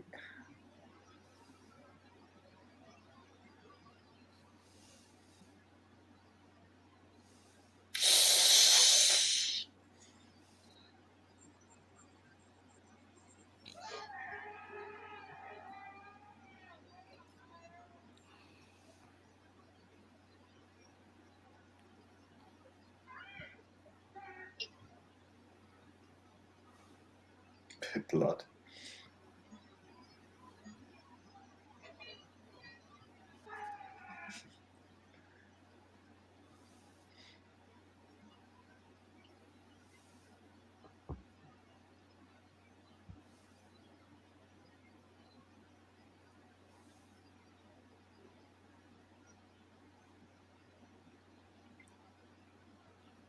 I think it's Krista Berg who owns the original puppet of the chest burster. It's probably disintegrated by now, though, because it was latex.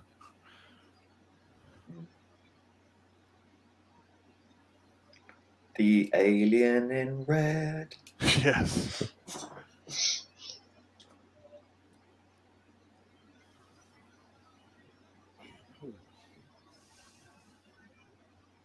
Xeno in red. I mean, that's the trouble with latex. I mean, it does kind of decompose after a while. Yeah, you want to use the silicone if you can instead, because it doesn't decompose. Yeah. Remold and stuff. That guy has redone all the restored all the Doctor Who costumes. Done an amazing job. So Yeah. stuff. Mike Tucker, I think it was. That's it. Yeah. Because I've seen the videos and the Doctor Who experience, all the monsters and all that were restored, and they done an amazing job in that.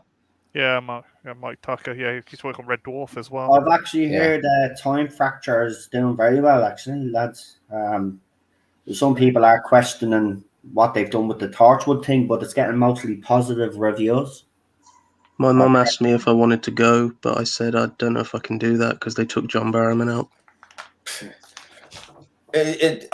From what I saw from Rabbi's video of it, it looked really cringe at the end, where everyone's like, yeah, it's like in a church where everyone's like, all praying together at the same time, kind of thing, to make something happen. It was just like, oh god, that's so cringe. The thing is, if it was back in the day with Tennant, I'd love it, but I just don't want Jodie bursting in at the end going, "Hey, fams." Yeah. It just ruins the whole experience. Seemed very Jodie-centric at the end. Yeah. By the way, I've just heard some ridiculous Doctor Who rumours. Oh god. Not from me source, but from some YouTuber out there that doesn't normally do Doctor Who news, that mostly does Star Wars news and stuff like that. Did you know that that BBC answer to Taiwan now? I'm sorry, I'm calling this bullshit out. Stay in your own lane. How dare you say you have sources? How dare you say you feel comfortable putting that barbecue and ketchup? That's right. So let me get this straight. There's two doctors being chosen. One with two with green face. One's a woman and one's a bloke. Right? Apparently. Right. What you call it? Taiwan now apparently run Doctor Who because apparently they won't air Jodie Whittaker's season because apparently it has because it has Tolson Cole in it. Do you know what this is, right? I'm telling you now, right? The other rumours haven't gained traction, so now he's gone into another fandom now to see if he can do the same in Doctor Who. We covered some of the rumours that you put out as well, and actually, whoever that source is pulling your leg, I don't even think you have a source, but there you go. I'm fucking sick of this. Stay in your own lane. You do Star Wars and you complain about Kathleen Kennedy. Right, stay there. That's where you belong. Don't be coming over to our side. Right, there's people that deal in source information, and the information that you're putting out, I can tell you right now, is 100% bullshit. Bullshit. This scene is really scary. Sorry, folks. Just had to get that off my chest. No, it's fine. Just wait until out of your chest. Yeah. That's it. If it was me, I'd get out of there really quick. Yeah. Why Dallas even decided to fucking do that? I know that's the one bit where it feels like, oh, the script, it needs to happen. It's like we just realised we have a character left. It did really need to happen for Ripley to kind of, even though she was already kind of there, but to step into that leadership role. But they were. I think they were trying to trap it, weren't they? So they had to back it into a corner and then get it that way. Well, they want to put it through an airlock, don't they? Sort of. Yeah, but to do that, they had channel to it. close all the vents. Oh, the alien's been I don't know. I'm sick of these people.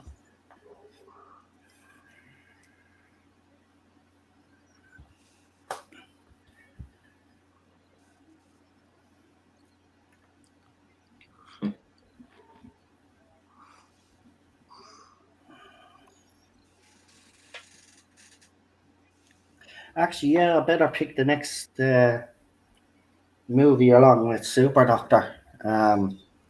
For next. Well, probably next week. Because we've got sliders this Thursday, so next week we'll have the movie. Peekaboo. So, Super Doctor, have you picked your movie for this week? Yeah, I was thinking of Dante's Peak. Okay. Right, so he's gone with a kind of a disaster movie. So I'll do the same. I will go with, let me see. I'll go with a similar movie, and I'll go with the Tommy Lee Jones movie, Volcano. That's a good one. Yeah, it is. That's the volcano in LA. I didn't. I really like how they get the volcano erupting through the streets and all that, and all the buildings burning and all that. That was amazing. I do like it. So that's what I'll pick. So it's Volcano or Dante's Peak for next week. So I'm going to put that poll. Oh, what? None of us get a choice. None of us get to. I see. No, I'm only new, so I don't count. Right, you don't get a choice because like at the end, right, I'm only messing. Go on, you can have it. What are you picking? I'm picking John Carpenter's The Fog. Oh, that's a coincidence, Lee, because I'm picking John Carpenter's The Thing. Oh, for fuck's sake! Well, hold on. So we've got 2 disaster movies and 2 horror movies. So Alpha and PD Rich now have to pick.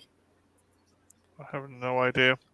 Hold on now. Am I going to be? I will be able to fit all these on a poll. Right. Hold on now. I was just thinking, hold on, there might be too many fucking movies, but no, I think you can. Right. So the original, not the crappy 2010 remake. That wasn't. Well, it was a remake. Yeah, The Fog. I mean, not The Fog. The Thing. Yeah. The Thing wasn't a remake, it was a prequel, and it was actually good. Don't be slagging that movie off. I'm sorry, I thought it was terrible. They did everything in practical, then decided to redo everything in CGI. Yeah, they did do it in CGI. That was the biggest Love to see the practical version. As I had this conversation with Pop Culture Minefield because they had put up a video about it, and the video was making the point that it wasn't actually the CGI that ruined that movie, but as I made the point to him, you could tell that the production team really did care about the original because they went into great detail. It was just again ruined by the studio. They did make a couple of mistakes though, but you can't blame them because he had so much continuity to think of. Yeah, and they did pretty good. I'm sorry, I just thought it was a bland copy and paste of the first one. Yeah, that's the problem making prequels though. You know how they're going to end. I watched the prequel first, and then I watched the original. That's why. That's why. Yeah. I do like the prequel. I have a soft spot for the prequel. Some of these movies that get slated, I always seem to have a bit of a soft spot for. But hey, I love AVP just like you do. Yeah, I'm happy because I was worried about saying it. Right, wait for a minute because I'm going to be going around to you all again. So just hold that there for a minute. Can we just see Ash beat the shit out of Ripley? No, not yet. Vice versa. She's gone into Mother now to find out. Yeah, I know, but he's going to start dripping any minute now. Right, so Volcano. We know that's Volcano. Right, then we've got Dante's Peak. You know, if you get the source book for the Alien role-playing game, there's a lot of information in there. Now, make sure that you are happy with your movies now before you tell me them. Right. So, Lee, what was your movie again? John Carpenter's The Fog. Right. So I'll just write. I'll actually Put put The Fog 1980. No, I'll put John Carpenter because it looks great on the when you write it. Mm-hmm. Right. So we got The Fog. We've got John Carpenter's The Thing. Actually, I might change my mind to a horror as well, actually, and go down that route. Put The Thing 1982. John Carpenter. Well, I'm putting John Carpenter's The Thing. Fair I enough. think I might change There we mine go. to The Poseidon Adventure, Right. 1972. Yeah, I'm going to change mine because they're going horror, so I Right, might back as well here. kind of go down the same route myself. So I'm going to. Hold on, I'll wait for a minute because I don't know what I want yet. So John Carpenter's The Fog, John Carpenter's The Thing. Next, Alpha. Do all John Carpenter's. Alpha, Yes. your movie choice. About Event Horizon. The Event Horizon, good movie, underrated Yeah. actually. It is.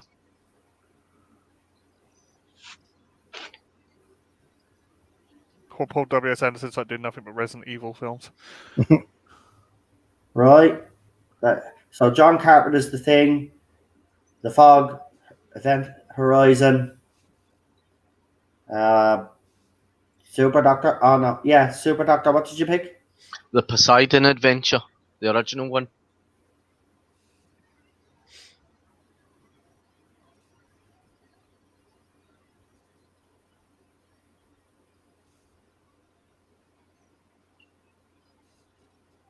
Ash has a malfunction in his robot brain. The words of Red Letter Media.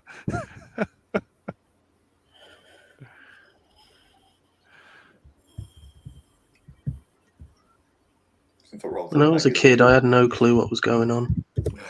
Yeah. This is a random way he tries to kill her, though. Yeah. Not strangulation or anything. It's a rolled Sorry, up Megan. Razzle magazine. Yeah, I kind of feel like Giga might have asked for that. Yeah. Yeah, weird. Oh yeah, now he's filled his mouth with milk and just splurting it around.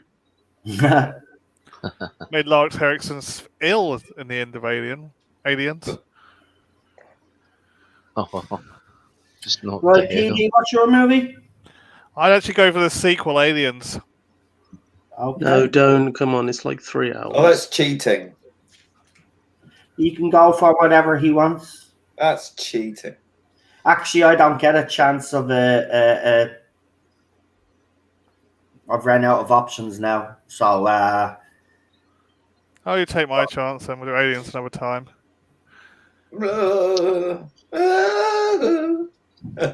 Bollock. no, we'll leave it. We'll leave it because it'll be interesting to see what you pick, actually. I'll stay out of this one this week. So the options will be John Carpenter's The Fog, John Carpenter's The Thing, The Event Horizon, The Poseidon Adventure, or the sequel to this movie that we're watching now, Aliens. Now, I don't normally do sequels, but this is a good sequel. But I won't be doing Aliens 3 or Resurrection. I want to make that clear.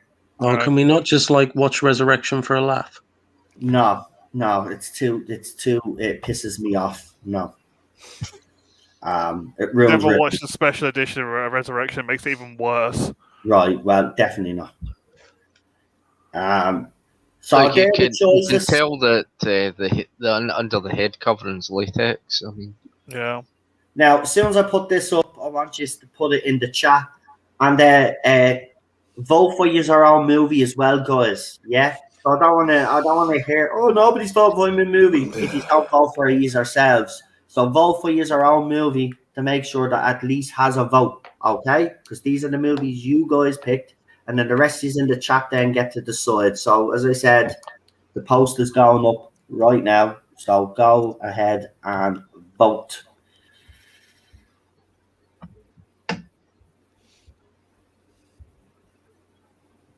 Interested to see what people will vote for.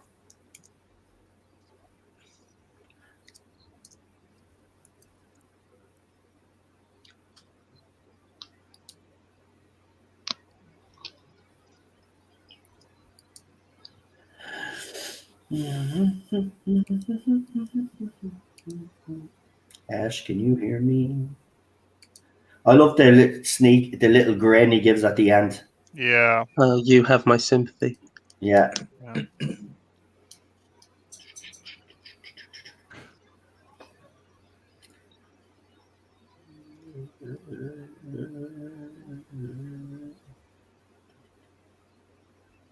Don't forget to put it in the chat, guys, as well, yeah? So everybody that's in the chat can vote for their favourite movie or the movie they want to see next week.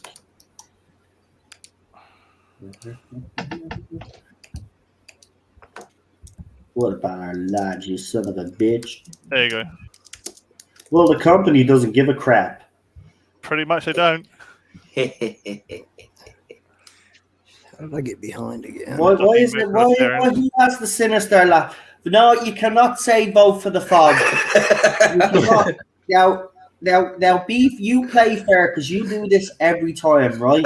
Now, yeah, but I never win, so fair, there you I'm go. gonna have to get one of the moderators that's not me to remove your posts because I don't want you bitching at me. Remove another mod. I can't remove another mod.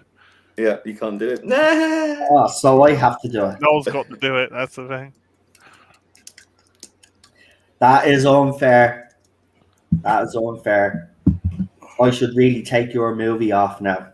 That's what I should really do. But it's a good film. Well, if the fog wins, we'll do the second place movie. Well, I haven't seen The Fog, but I'll bet you can't see much. Yeah. Well, it looks like one's in the lead, but I'm not seeing which one is. Right, let's have a look so far. Give me a second. I'm on my bleeding phone here, so it takes Parker on this a little bit longer to fucking load. Can I just say?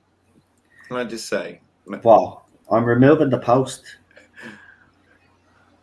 Bunch of traitors. Why? What's oh, you lose? Is it losing? It's losing, isn't it? You deserve it for trying to cheat. I don't. You do this every Cheating time. is advertising. Yeah, Alpha. Now, do you know what? I don't blame you, Alpha. Do you know what? You can all fucking put in the link and say vote for our movie. Go on, make it an even playing field there. Why not? I think that is fair. Go on. I know Lee takes the piss, and he's only taking the piss. But I told you about that cheating. Good man. Well, he's always ahead of the game. Well, that's it. He gets in there before everybody. These model shots look so much better in 1K.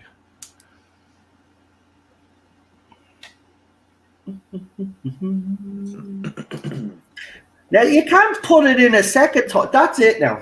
That's it. That is it now. Right, look, I'm doing it now. I'm going to be the boss that I should be. Here we go. Right, where is it? Right, remove. Where is it? Tap into that shit. It won't let me. Why won't you let me? Right. Remove moderator. Put user on this channel. Put user in timeout. Report or pin the message. I can't even remove it. You dirty little animal. Right, that's it. Alpha, I'm going to pin yours, right? I can only report or block. That's all I can do. Nobody messing. I wouldn't do that. You know exactly what you're doing. See, he's ahead of the game. See, I told you. Right, let's see. Fair in love and war. Right, so far, and Unless Alpha has decided not to vote for his own movie He's not again. even voted for his own film. I don't think he's voting for his own movie. So I just did. right, hold on. Right, there we go. We have right. So in fourth place so far with 50% of the votes, and there's only 8 votes in. Remember, we've got John Carpenter's The Thing, and in second place, it's joint second place. The Fog, Event Horizon, The Poseidon Adventure, and Aliens are all on 13%. Vote The Fog. So it's on 14% like the other movies. The Thing is actually winning 50%. It has 50% of the vote. Look at it this way, Lee. It's by the same guy. No, that's true, but Yeah. I want to see The Fog. I haven't seen it for years. Well, Yeah, but you can't see anything in fog. It's just a movie of whiteness. Not an excuse. The whiteness of the movie. It's problematic. as I said, That is problematic. Whiteness even of if the you movie. can't turn up. By the way, I'll say this as well. Even if you can't turn up, still vote for the movie that you'd like to see on the channel because you might watch it some other time. So even if you're not around the night, still vote, please, because there's 80 is watching. Well, we have got 8 votes, so I suppose everybody probably has voted in the chat. But yeah, we'll see. It was interesting because if I remember last week, my movie was winning last week, and then it ended up in last place. So it means absolutely nothing right now. Alien was actually losing at one stage and stormed ahead. I'm glad it did because I was already halfway through the drawing. I was never going to be caught, I don't think. Are we all at the scene with the alien and Lambert? No, we're at the scene with a cat. Just jumped out. Oh, there's Jonesy. On the bridge. Oh, okay. I'm sorry, guys. That's Jonesy. God damn it, Jonesy. I'm way off. Actually, PD, can I have a cat box like the one Jonesy has? If I can find out what it's built from. Okay, now we're at Lambert, right? There's a shadow behind. That's it, yeah. Well, yeah, the alien's getting a bit the shit out of the yolk now. Yeah.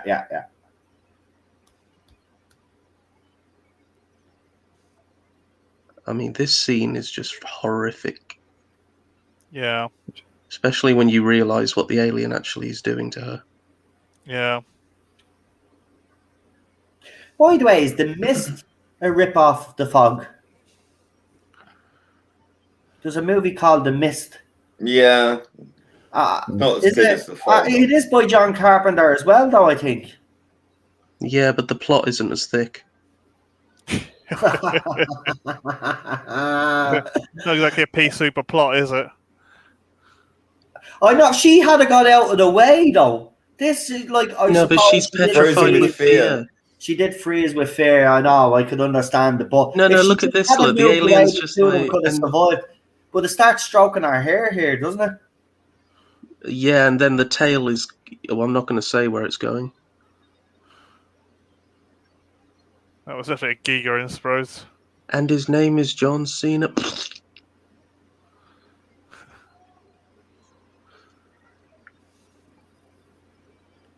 Look at it. It's like, come here. Yeah. Oh, fun fact. That's actually Brett's leg. Wow. I don't know. Because they had to use some footage that was... The cat just jumped out at Ripley. No, that's... You're so what, am I like 5 minutes behind now or something? We're on 1:32:19. Well, I'm at 1:32:10. Just when the ship's gonna blow, get ready for it. Ripley's goal So commander. she just discovered the dead bodies. Yeah, I only realised last time I watched Lambert hasn't got anything on. Hasn't got any what? Any clothes on. Mm. I think that was Ridley or Giga to come up with that idea. Yeah. But it's actually something to do with the alien reproductive life cycle as well, apparently. It's like the egg morphing and stuff. Yeah, overmorphing, yeah. I'll talk about it at the end. Yeah. This is the most irritating self-destruct system ever. Well, you got to be You've damn got- sure, I suppose. If you played Alien Colonial Marine status interrupt, you actually have to do it, and it's annoying. I mean, if I was the alien, I would just sneak up on her now. I mean, while she's unscrewing the thing. But it's like... But it doesn't know the self-destruct sequence, does it? So Yeah. Hangs around its surfing, Look at the top, trip and fly. 2 buttons at the top, middle, trip and fly. I mean, it looks really satisfying to do, though. Yeah. Just pull out all those little I like things. the funk sound. Yeah. Actually, PD, can I have one of these? Can you build me one? If I knew what it was made from, I could build one, but I don't know what the hell it's I would made love from. that. No, honestly, I would just have it as a way to turn on the light. You'd be there for hours trying to turn your lights on and off. Hang it on the wall. That'd be a good idea, no? Actually. And you Pulling can full levers. say danger, danger. Yeah. Please turn out the lights. Yeah. This is all the set they use for hitchhikers. You can see all the lower engineering set was still standing. A bit of the cargo bay. Oh, this bit gives me epilepsy, I swear. The strobe light. Yeah. Oh, no, wait, this is the egg morphing. This is the overmorph scene, isn't it? You know, I thought I heard a bit of the TARDIS sound there just at the beginning of that. It sounded like Yeah, it's the TARDIS alarm sound, I think, isn't it?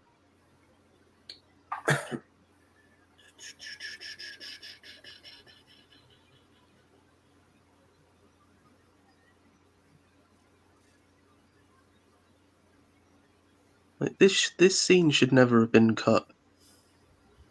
No. There's no queen, so it's got to produce eggs another way. Yeah. Well, I suppose that worked out for Cameron in the end. Yeah. But I like the idea of a single drone being able to start its own hive. Yeah.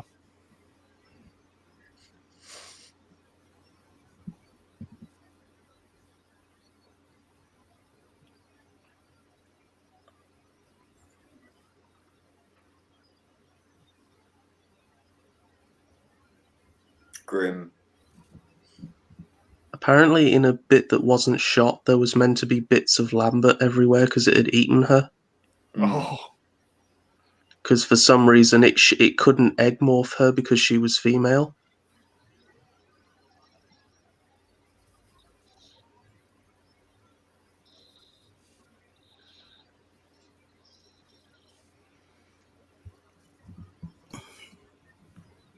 It killed Parker because he fought back. Or it could have been racist. Yeah. Yeah, or it was racist.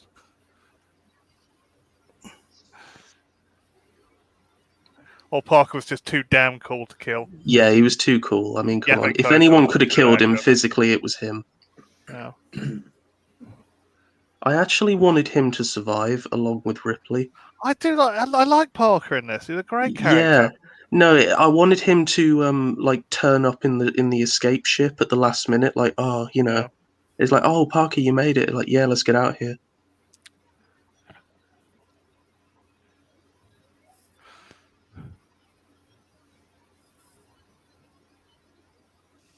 It's funny when you watch this and all See, you can this think bit. of is Vogon spaceship.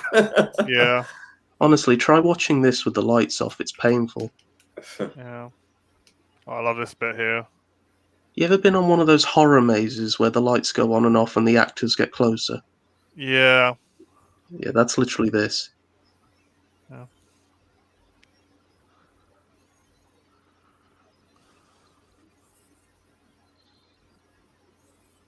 Why doesn't she blast it with the flamethrower?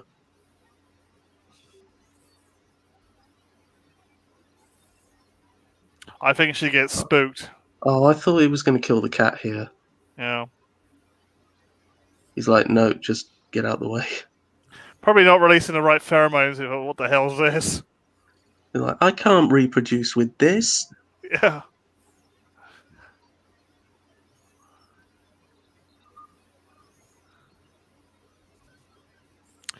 I think she finds it and thinks about shutting the self-destruct and coming back and killing it. See, this is the thing. I only have 23 seconds to turn off my light.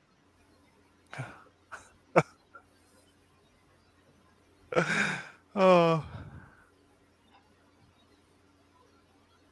3 reactors. Towers. The ship is just 4 giant reactors flying in space. God, the radiation must be terrible. Yeah. Uh-huh. It's all contained in the back of the ship. I see Big Finish has put a Twitter post up. Gemma Whelan as the meddling nun. Yeah. Wait, there's a nun now. Yeah, I thought The it was just a meddling monk. yeah. Well, she's the meddling nun now. Oh, You thought the cooling unit would go back on, but it just wouldn't be enough to cool the tower You before it exploded. bitch! see, if it was me, I'd just have like a little spray of cold water, just spraying the walls. Like, come on, come Yeah. on.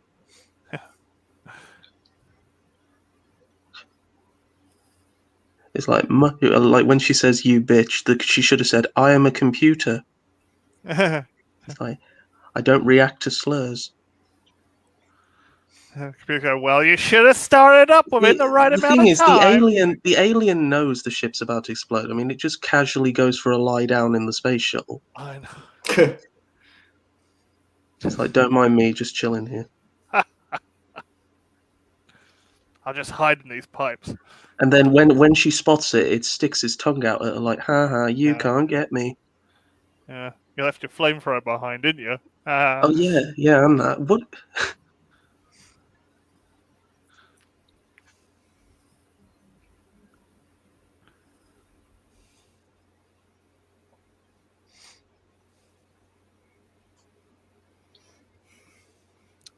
Apparently, when she flamethrows the set, actually, everyone had to evacuate because the set caught alight, and there was just like plastic fumes going everywhere. Oh shit. Yeah, had to evacuate the set and get the fire brigade in. They should have been on standby, really. Yeah, Like when you've got a flamethrower. yeah. In the Book of Alien, there's a picture of Sigourney firing it. It's a massive flame coming out in front of it. Oh, if I was the director, I'd have said, "Great job, though." Yeah, get about half the set down. Well, it means we don't have to pack it away. Yeah. That's probably what happened to it. Half the set burnt down. That's why only the metal frame is remaining in Hitchhikers. God damn it, Sigourney. No, she just turns it off and leaves it, I think. Oh, I can't believe, though, she escapes gets the last rolled radius around. in a minute. Yeah. Ow. Ow, bitch.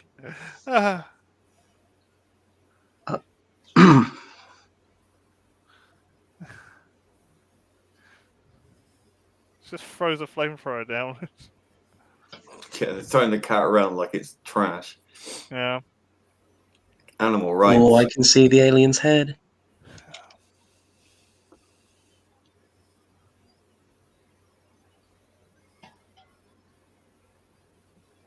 That's what the great thing about the alien design is. Like it fits in with all the pipes and Yeah.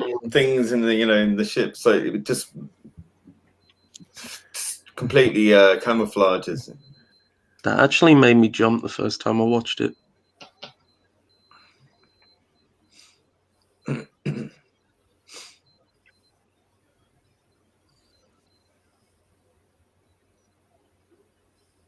Oh, Chris Chibnall, it's a countdown.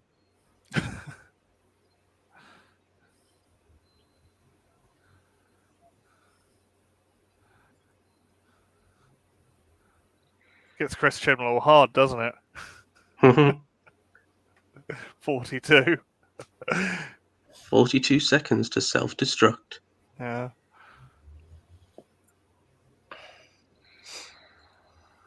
I love the explosion. You know, you could have jettisoned the cargo before you did that, Ripley. It would have saved the No, cargo. all that mineral ore. Yeah, and all those cease and synthetics on board. Then again, she doesn't like synthetics. She takes out on Bishop in the next film. I know. Bishop's the nicest. I wish she'd have took it out on David. Yeah. Because I don't like him. Bishop's the nicest artificial person in any of the franchise. She takes it out on him. Can you blame her?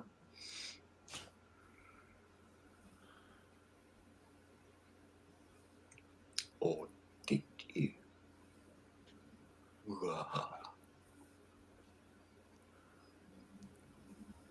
Yeah. Xenomorph is like tired and shagged out after a long killing spree. Just like, oh, that last guy I killed tasted rank. Yeah. Tummy ache. I can't stand white food.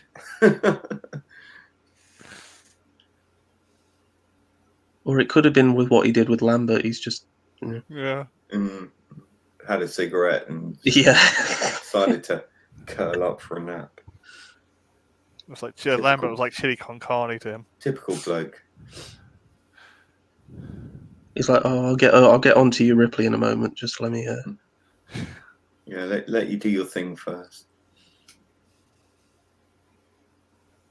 I'm annoyed because Alien 3 happened, we never got to see Jonesy again. Would they have brought Jonesy back for Alien 5? They should do. Probably. I think he was long Yeah, gone. because they'd have gone back to that ship, wouldn't they, that Jonesy was left on? Gateway Station. Mm. Have an alien cat. That cat's probably traumatized anyway. Yeah, do you keep seeing the post? Someone keeps putting a post on that Jonesy would have killed the alien instantly. It's like, no, Jonesy's face would have been melted off. Oh, yeah. So keep putting that post on you, like on the Facebook, like it means something. It's like, yeah, you do realize the cat's face would have melted off the second it bit the xenomorph.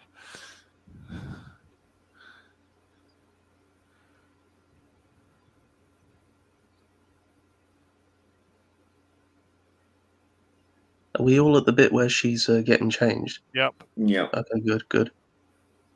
Not that it means anything, I'm just asking. She wanted to go naked, people. She did, I know.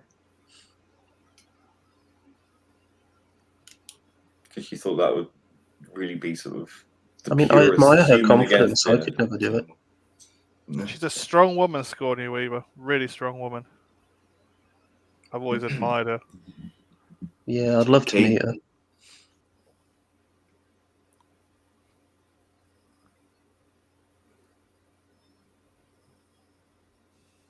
I can even see its leg.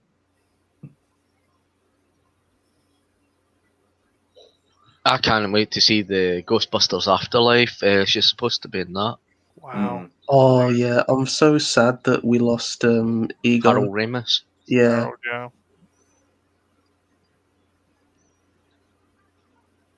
I think the movie's a whole kind of tribute to Harold Ramis. Good, because I like him. Yeah.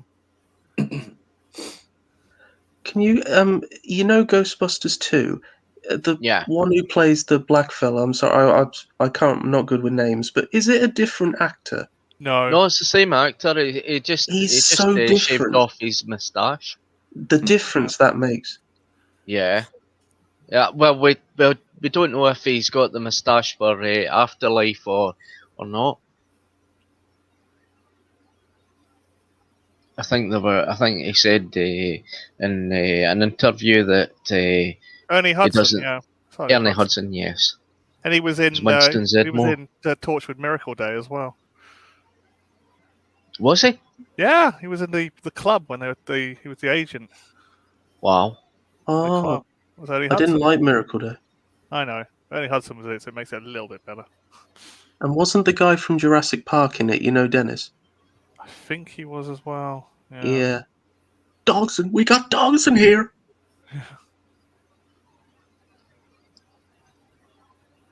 See, you didn't say please. I just want Samuel L. Jackson to be in an Alien film so bad. He just loads of xenomorphs and he's like, hold on to your butts. Yeah. Motherfucker.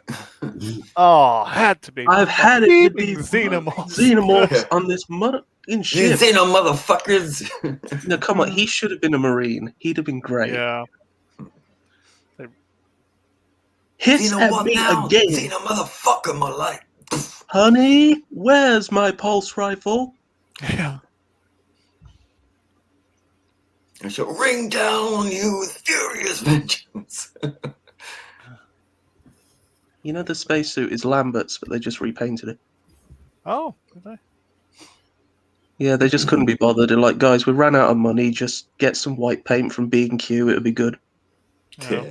Yeah. I love it. I think all of them should have been white. Yeah. Yeah, or workers, drinkers. And it did.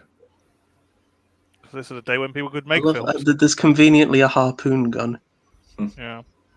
It's meant for EVA, in case you get separated from the ship, you shoot a harpoon at the ship and boil yourself back in. Nah, I'd have used a yo-yo. Yeah. It's also for manual docking as well. You're supposed to go out and shoot the anchor points. See, that alien is so lazy. It's like, hey, Ripley, can you take your suit off again? And can I just ask why they would have strobe lights in a space shuttle? I know, it'd distract the pilot like anything. When Utani doesn't See, look look, you can see the skull. You can see the skull. Yeah. I think the strobe lighting is there to make it kind of atmospheric. I mean, they used the strobe lighting in the Titanic scene as the water had crashed through the grand staircase at the dome. Yeah. To give that effect in the flooding inside the corridors and that, they used strobe lighting. Like, this is so good how she beats it.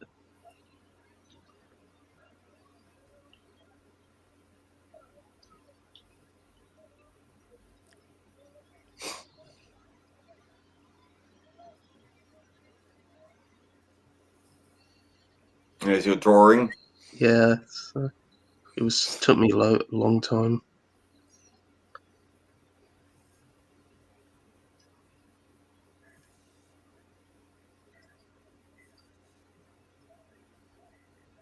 Hey, bitch, that's cold. That's pretty smart though, but it's not smart. Purging the oxygen, yeah. Blowing it Although out. she turns around and it's just like, surprise. Mm-hmm. Hello. No, wait, I just wanted a hug. I just wanted your autograph.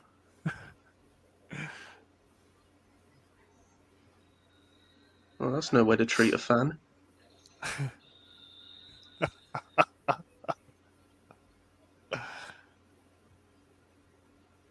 Originally it was going to be in space with the laser guns. But then when she was supposed to shoot the laser gun at it, didn't work. They had to shorten it. The trouble is, this has been done too many times. Yeah. You're getting blasted off into space. At least in AVP, it drowned. Yeah. I just remember the relief when they finally got it, when I first watched it, and I'm like, finally. I mean, it took them all this time to actually do it, and I feel like she deserved to survive because she's the only one who did her job properly. Yeah. This is a film about jobs worths. It's like, hey guys, if you don't follow the rules, this is what happens. Yeah. If you don't follow subsection 9 of the code A or subsection D, I should reach the frontier in about 6 weeks. Make that 57 years.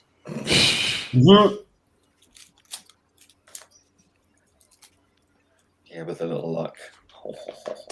Yeah. You have no idea what's coming. Her daughter hated her in the end. 57 years. Bitch. Did your watch stop?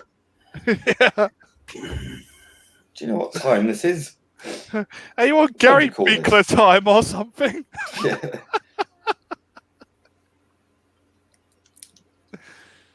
This is Lieutenant Ripley reporting Signing off. Friday Night Tides, starting in about 15 minutes. Yeah. 57 years! And that is a wrap. Yeah. Yeah. Great film.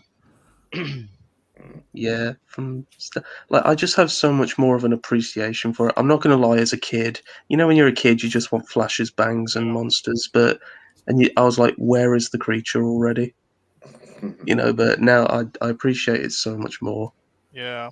Well, yeah, Actually, when you're younger, everything is like 190 miles an hour, isn't it? So, Yeah. as you get but yet older, time is so things slow. Yeah, that's exactly right. So when you're watching something like this, because like if you're moving fast, everything else seems slow. No, but I could sit through the whole of Genesis of the Daleks and not be affected.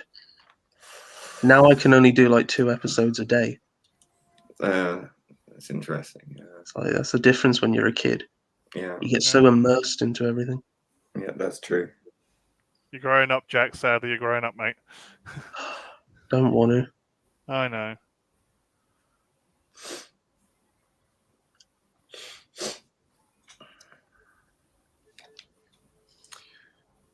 Just a lovely soundtrack as well. Yeah, the music. Gorgeous soundtrack. It's a really positive theme to end on. Mm. It's like it instantly changes when the alien goes.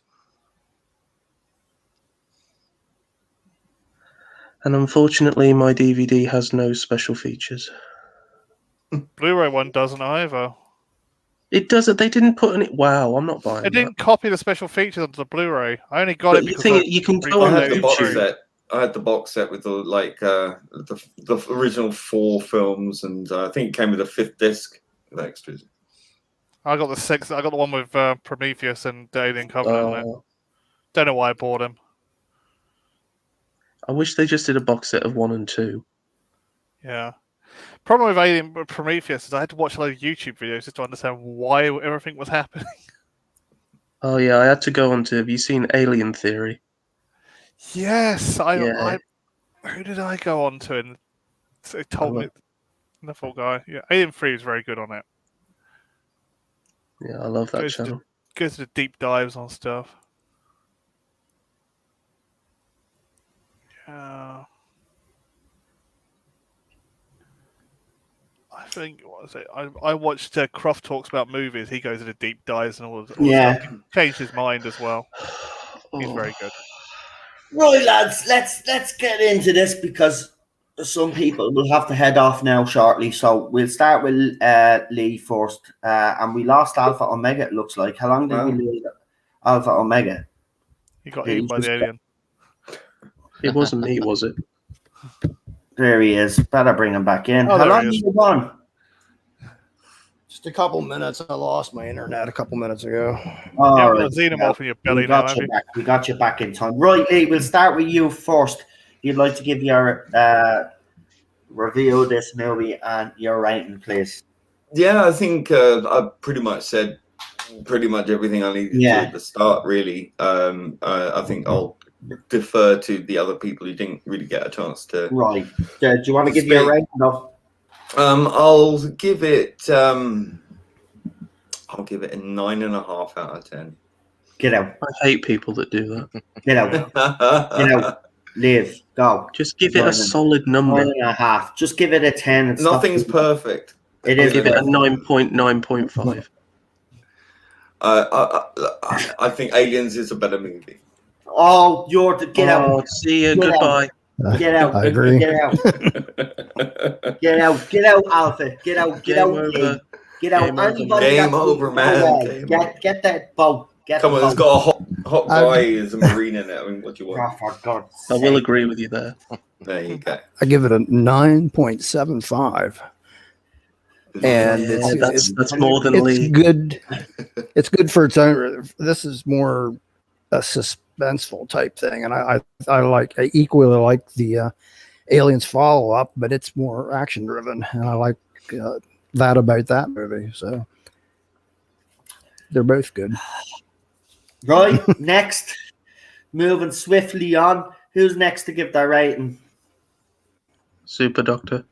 Yeah, I would give it a 10. It's a very good film. It's good suspense and it's good camera work. It's good visual images, visual effects, practical effects are still quite good, even though that sometimes they fail in places, but it's quite good. And it's like a space station under siege, kind of spaceship under siege and all that. The acting is very good. The pacing is very good in that, and it's the plot of the alien and that they don't really know what it is until they kind of work out exactly what it is after the facehugger had died off and that, and then the creature burst out of John Hurt's chest. And I mean, it's a well plotted movie. It's got lots of suspense, lots of action in it. Good performances by Sigourney Weaver. Yeah, 10 out of 10. Love it. Fantastic. Who's next? I'll go next. You want? Well, it has to be a 10 out of 10 for me. It's one of my favourite sci-fi horror films of all time. Probably one of my best sci-fi films of all time. So you just can't beat it. It's just, it was just so perfect. And the special edition, they just fixed everything. They kind of sped the pacing up a little bit and put all the deleted scenes back in, including the overmorph scene, which I like. Should have been in the original, as Jack said earlier. Fantastic. Who else have we got? Jack, Yeah. isn't Jack? You've the vote, have you? Shall I go? Alpha, have you been? Yeah, Alpha's already given Right, his. it's just me. I would have to give it a 6 out of 10 if you had asked me 3 years ago. But upon my viewing last year, I got my popcorn, my cuddly face hugger, and my Coke, and I sat there and I watched it properly. And I'm going to have to give it a very solid 10. It's a classic. The acting is brilliant. The models and the sets are incredible. It's way ahead of its time. It could pass as a modern day film, to be quite honest. I agree. I can't believe that it is from 1979. The actors are brilliant. Sigourney's amazing. She is a strong female that doesn't have to shit over men in order to be strong. She's just a very likable character. The alien costume is incredible. And yeah, it's just an all-round amazing film, and it's probably inspired so many other films. Yeah, it's the benchmark for so many franchises. Yeah, And it think did inspire the sequel, which two people on this panel actually think is better than the original. So we won't be inviting them onto the channel ever again. No, I understand, because I thought that this for a movie long was time. a 10. And less than that is in my opinion is a joke.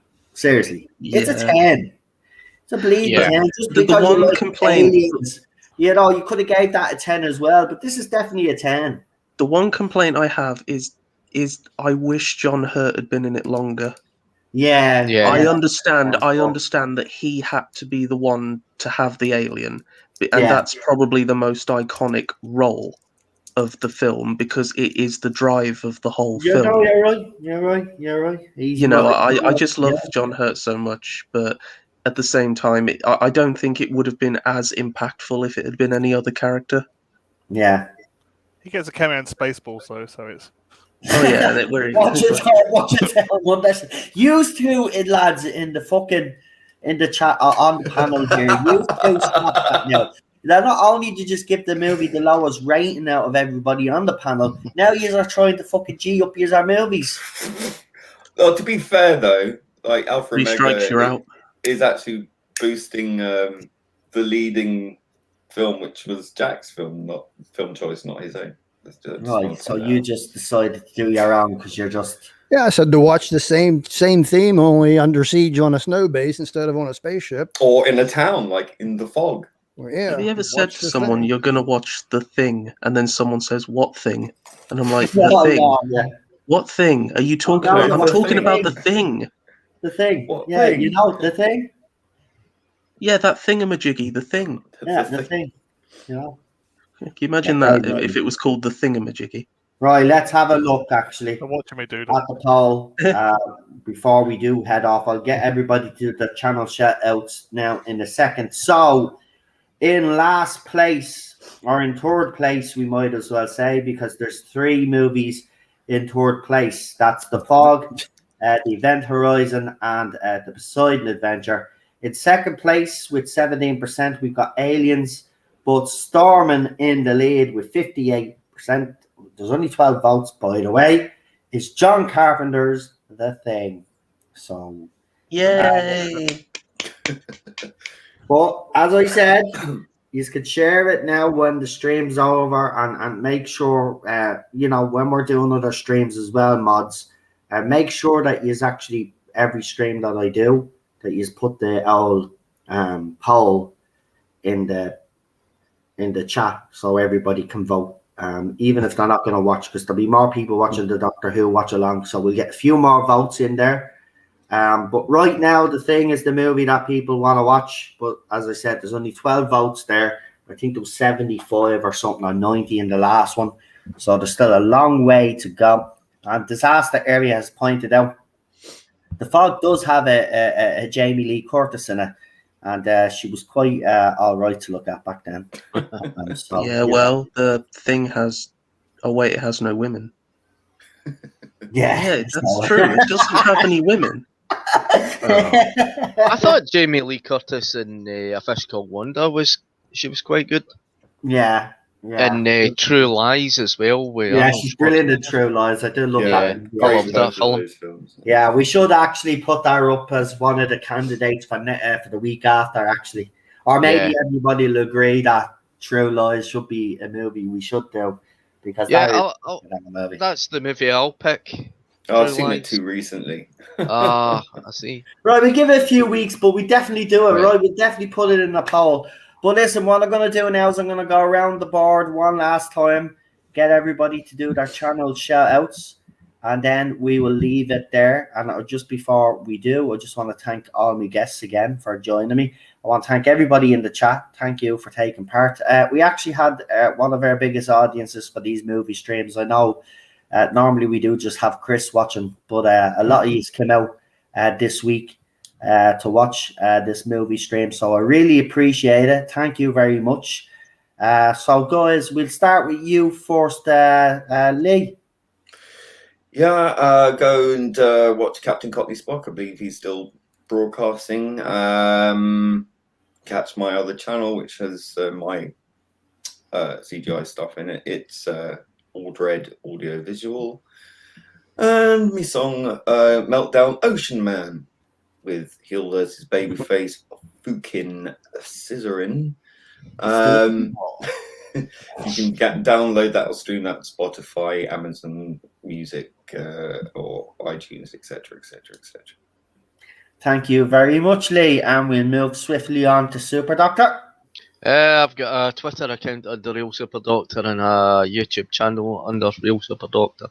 Absolutely fantastic. And we got Alpha Omega next. I got at Alpha Omega 55 for Twitter, and I posted my YouTube link in the chat. Fantastic, If Alpha. anybody's interested. PD. I'll be on Captain Cox. Hopefully, we're still transmitting. If not, I'll be on Captain Cox tomorrow. So fantastic. And our special guest tonight, who did the beautiful artwork, the one and only Jack. And Jack, I just want to say thank you for even some of those facts that you gave during the movie as well. Very, very interesting. But thanks again for coming on.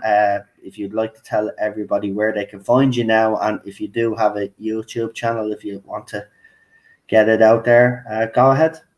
Well, I just want to say thanks for bringing me on for the whole stream. I thought you would have kicked me by halfway through it. But I don't have a YouTube channel because I haven't got the confidence. But I do have an Instagram account called Jack Niblet Main. Don't ask why.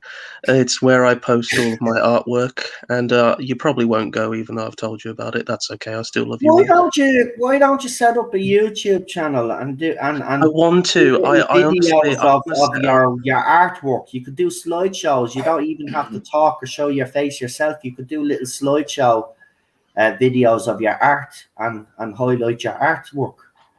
You know? I mean, I did want to try one of those, where they draw them, but then they speed it up. Yeah. Yeah, I wanted to try something like that.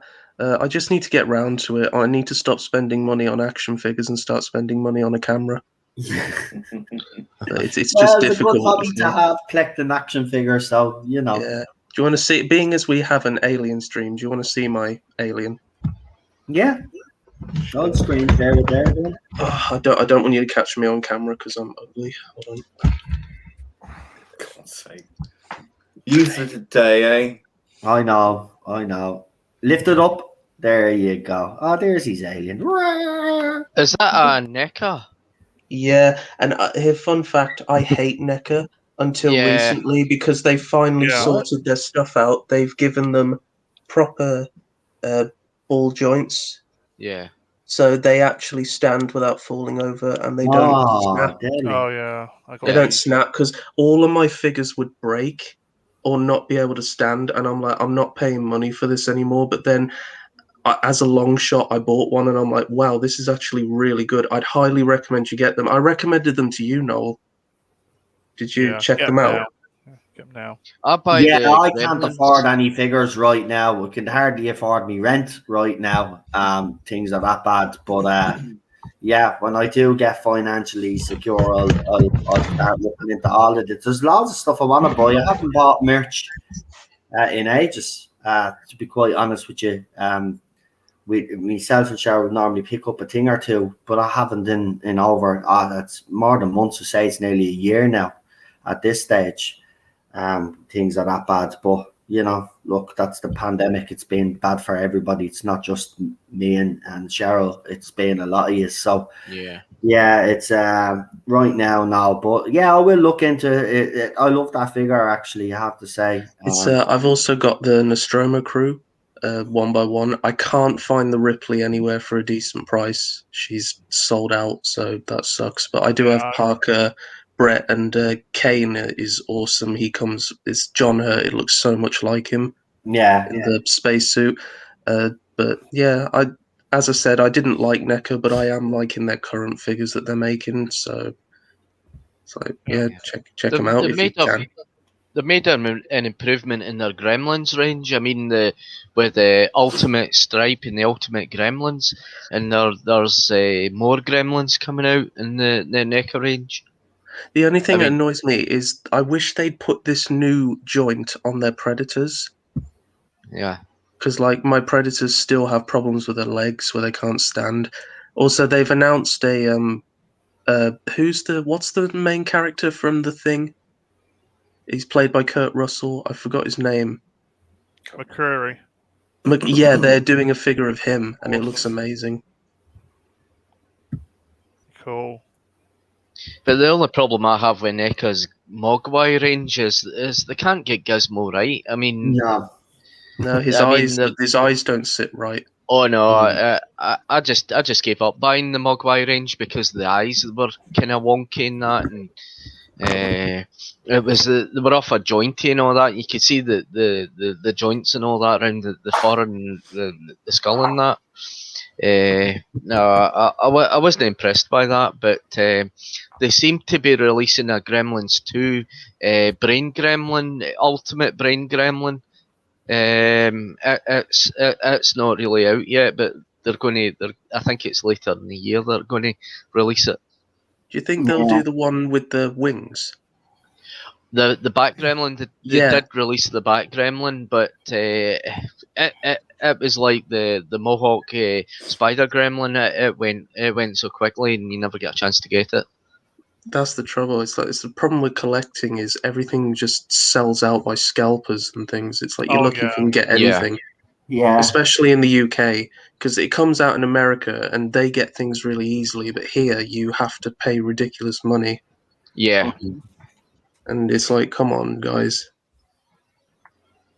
Yeah, I know it's ridiculous. I mean, I was in Liverpool and I saw the Ultimate Stripe and I was thinking of getting it, but it was a bit too. I looked at the price tag; it was too expensive. It was I have a confession.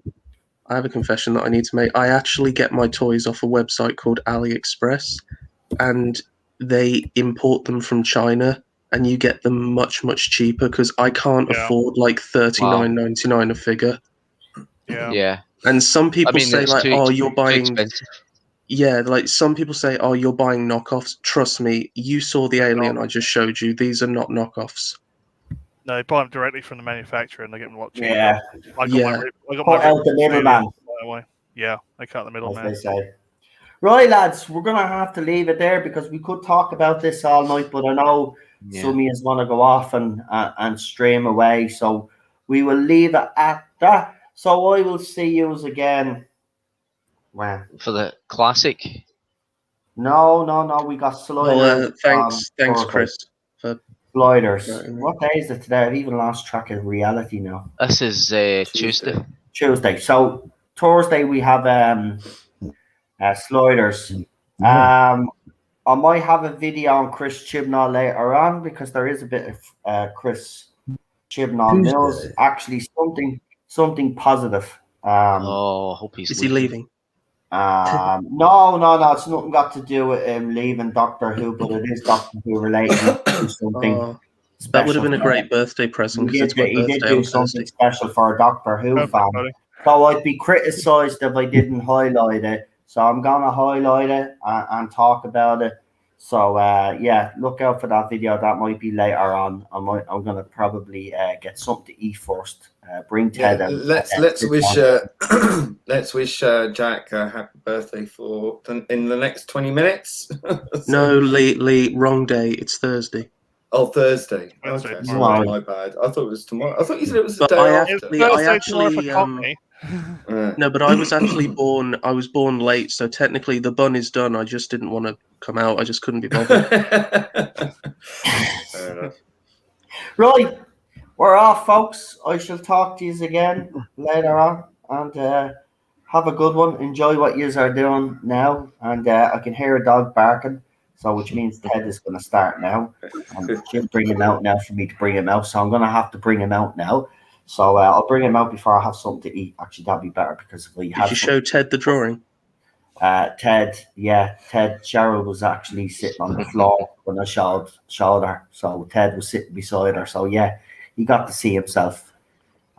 He used to love himself on camera. I can't. That's what I'm waiting on. I'm waiting to get enough money up so I can get a camera so you can see him again. Because he loves. Lee will tell you, and everybody else will tell you that Ted loved being on camera.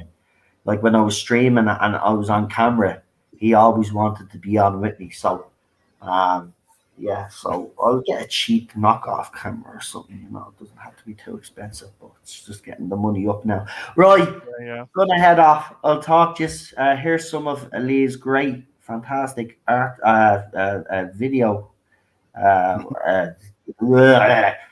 Stuff.